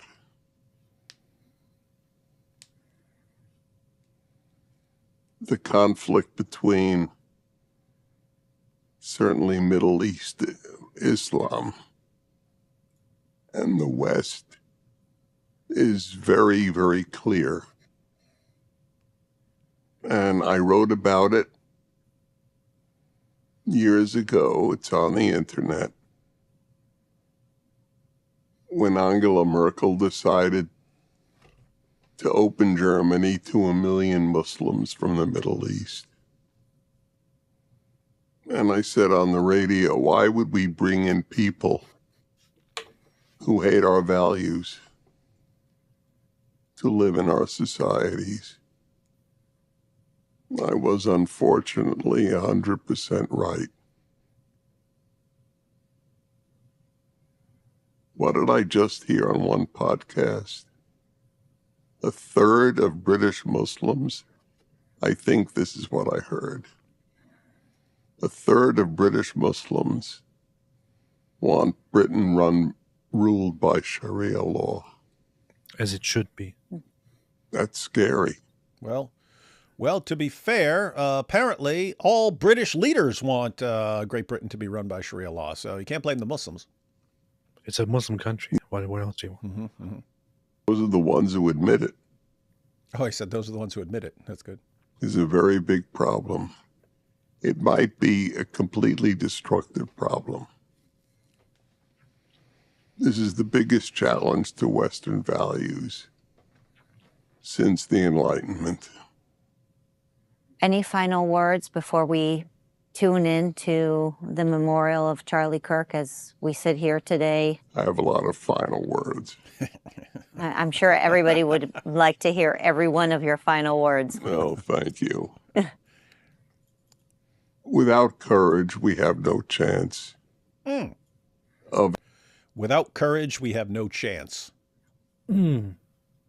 having the West survive. Number two, the West is built on Judeo-Christian values, on the Creator being the source of unalienable rights. When that is negated, it is the end of the West. Margaret Thatcher said that. We are based on Judeo-Christian values, she said. When that basis is removed, the edifice comes crumbling down. And it might come crumbling down like the Tower of Babel.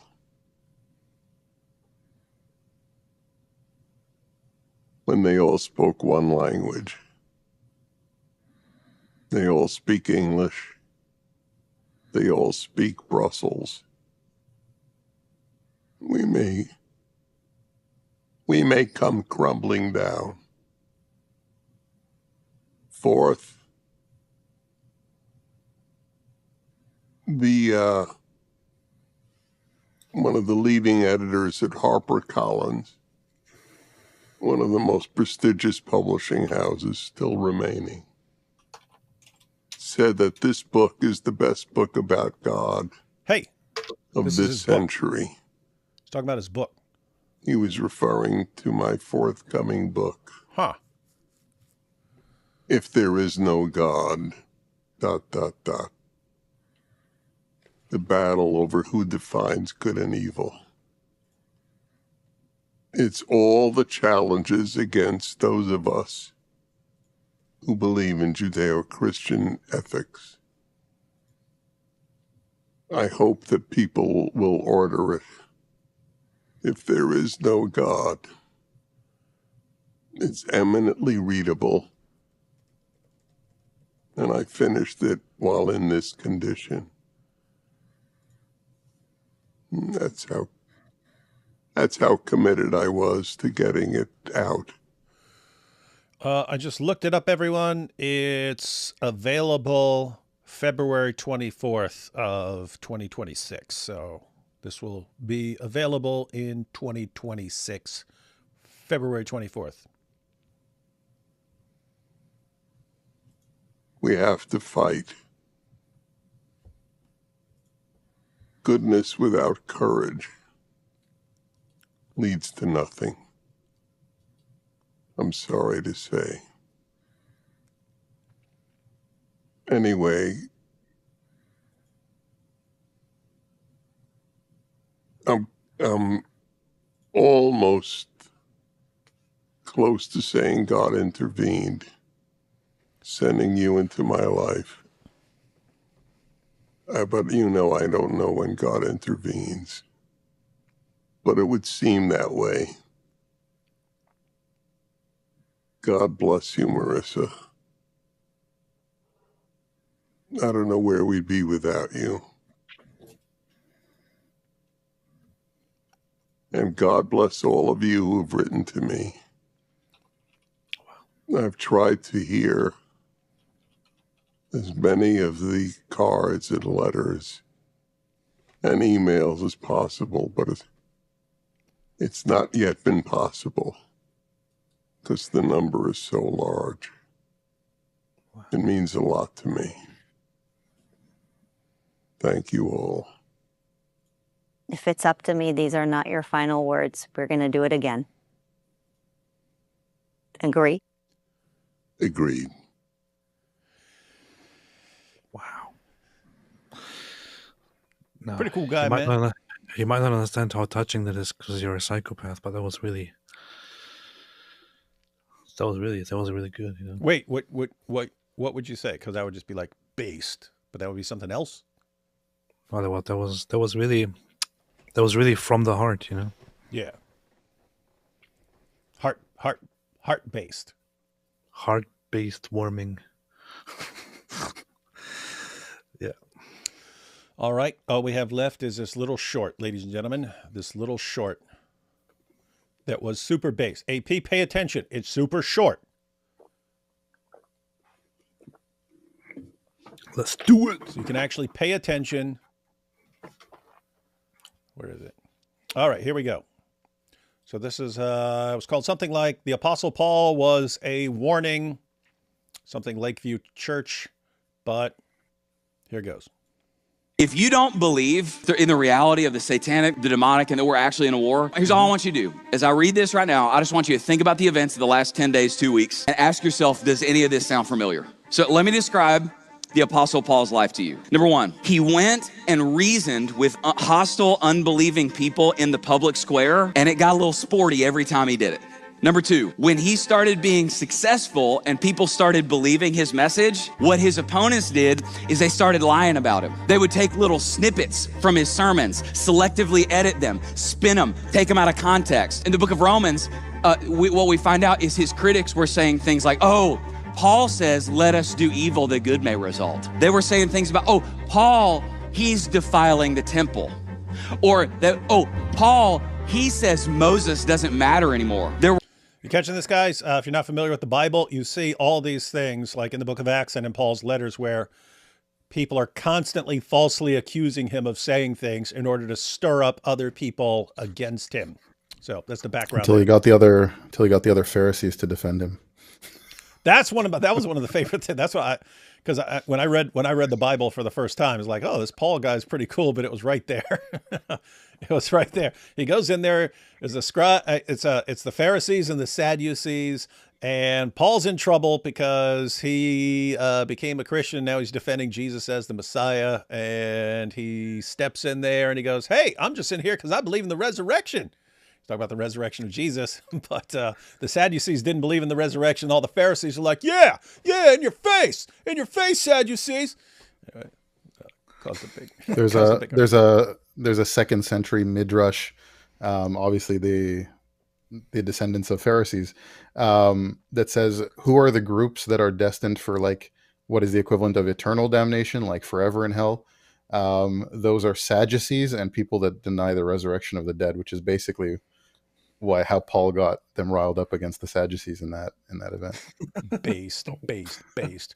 All right, so this pastor was explaining, just again, in case anyone's new, was explaining how people would Paul would go and debate, and you even have in Acts 17, he goes right into Athens, the intellectual capital of the world, and starts having discussions with the Stoic and Epicurean philosophers and so on.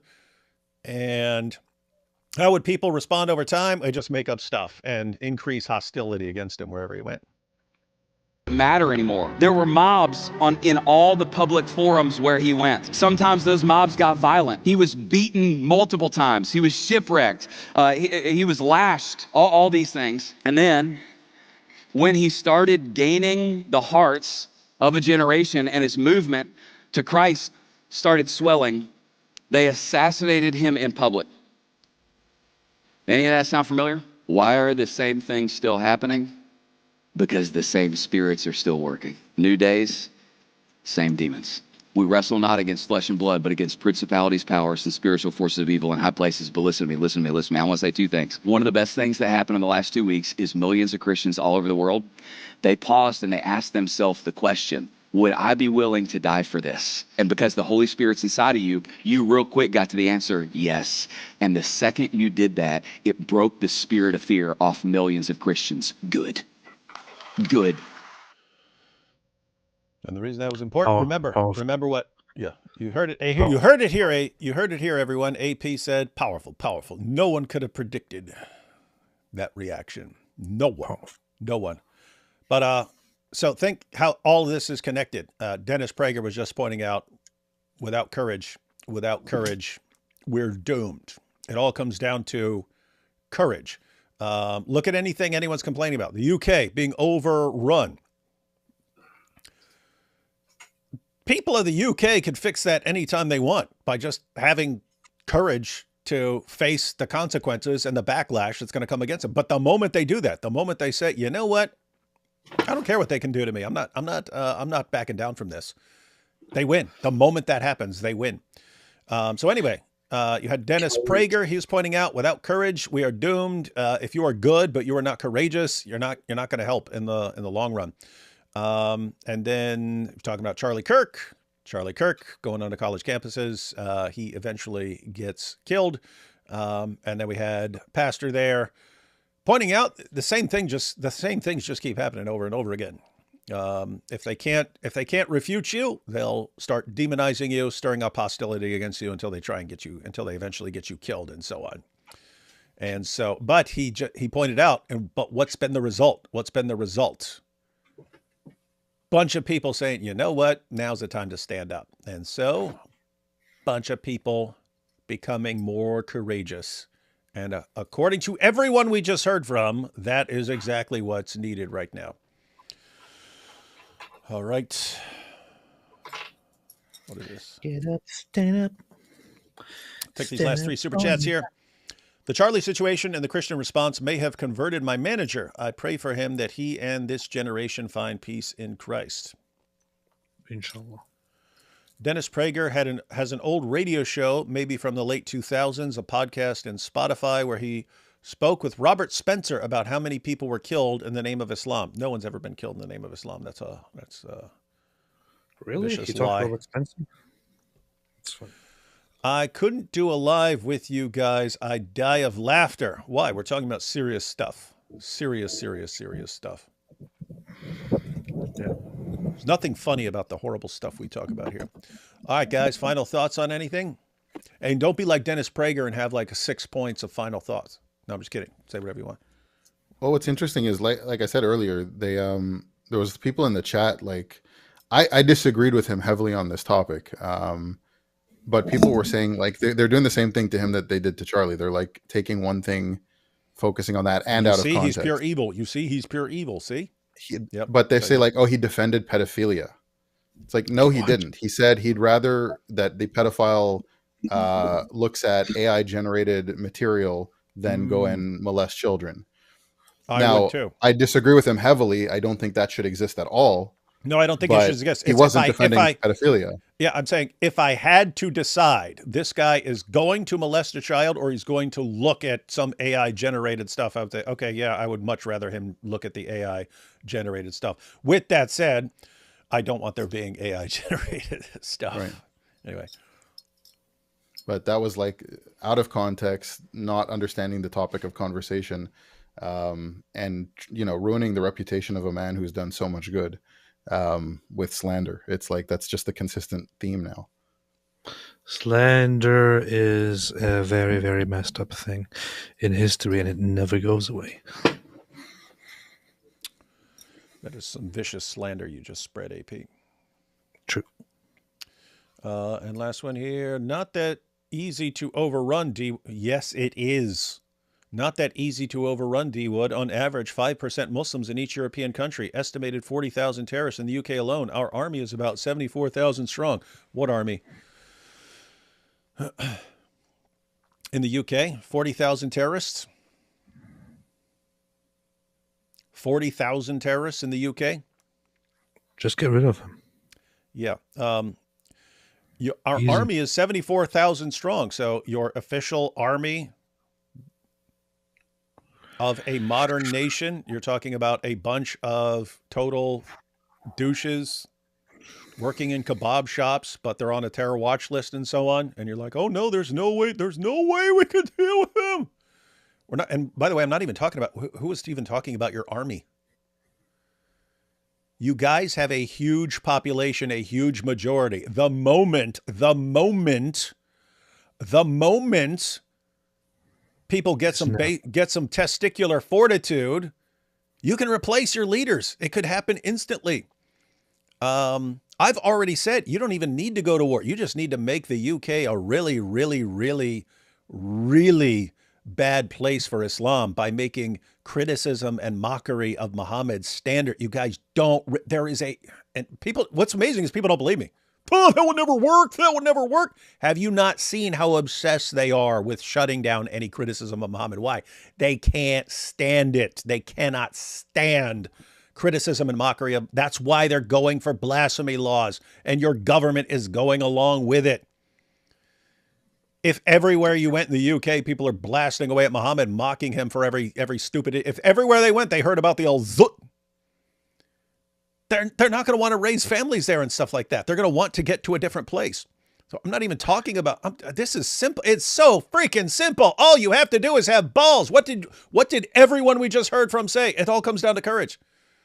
We're not scared of you making fun of us. We're not scared of you calling us names. We're not scared of you calling us Islamophobes and racists. We don't freaking care. Our country's on the line. This is not time to back down from words. Screw your fake prophet and your stupid book. And all you have to do is blast away and have enough people doing it. Anyone who doesn't want to hear that stuff is not going to want to be around there. They're just not going to want to be. And that's why they have to control your government to impose blasphemy laws on you. They can't take it. They just can't take it.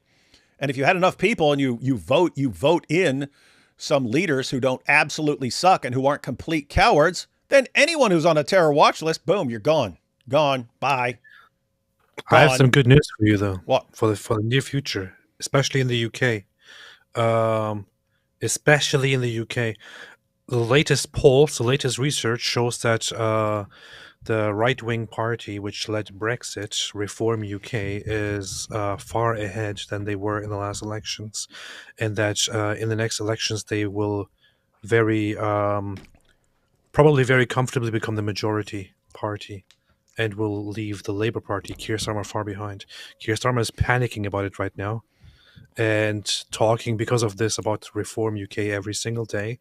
And just today or yesterday said, we are fighting for our lives. We have to unite and defeat Reform, because Reform wants to stop with all this charade, put an end to all the immigration charade, deport tons of people, reverse everything that the Labour Party did. They also just came out today and said, we feel ashamed for Labour's betrayal of Israel. We stand with Israel. Yeah. It's pretty. They're going pretty hardcore right now, and it looks like they're going to win the next elections if it continues like this. So when I went there once and twice over the last few months, I said I have a lot of hope. Actually, I said a lot of bad things about the UK and about how much it is lost. But I went there, and I think I have a lot of hope for the UK. I don't think I have a lot of hope for the UK, and I think that a lot of good things can come out of this. Hey, check this out. Look at this. How will they do it with Shabana Mahmoud in charge of the police? You still are you joking? Are you still oh no, this woman's in charge of the police. Do you seriously not understand what would happen if 10 million people stood up and started mocking Muhammad repeatedly? What's Shabana Mahmoud going to do? Lock up 10 million people? Do you have that many spaces in your prisons? Guys, you don't.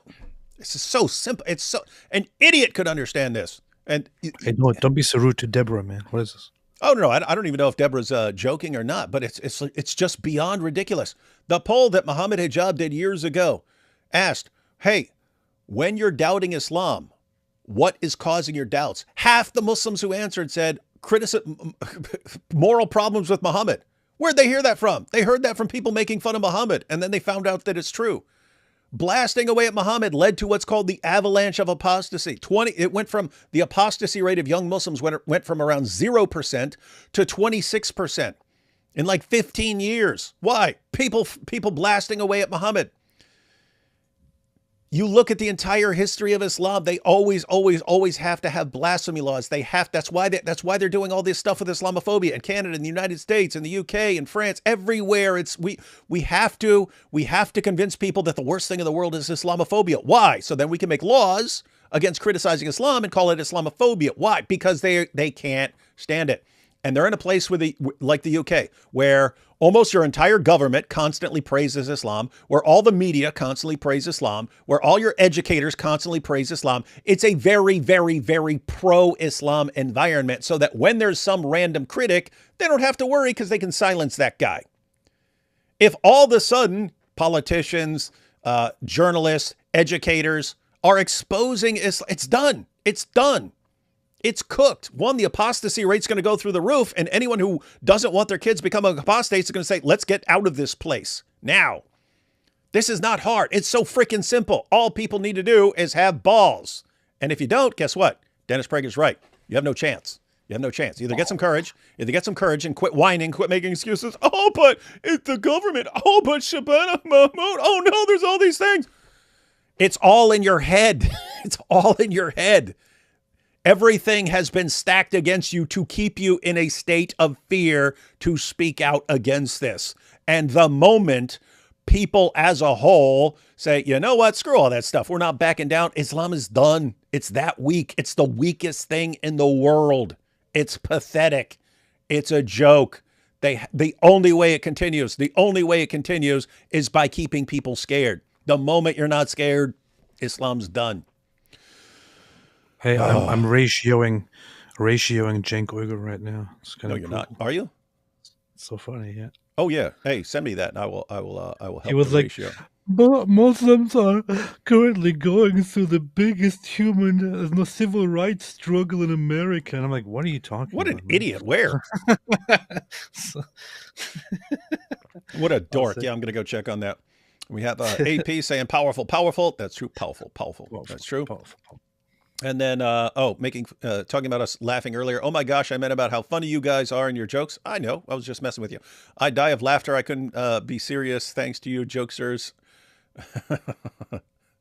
No, we know exactly what you're saying. If you're saying you'd be laughing the whole time you're with us. Yes, we get that. We have that effect on people. We talk about serious topics, but we're also super cool and super funny. All right, everyone. Thanks for joining in.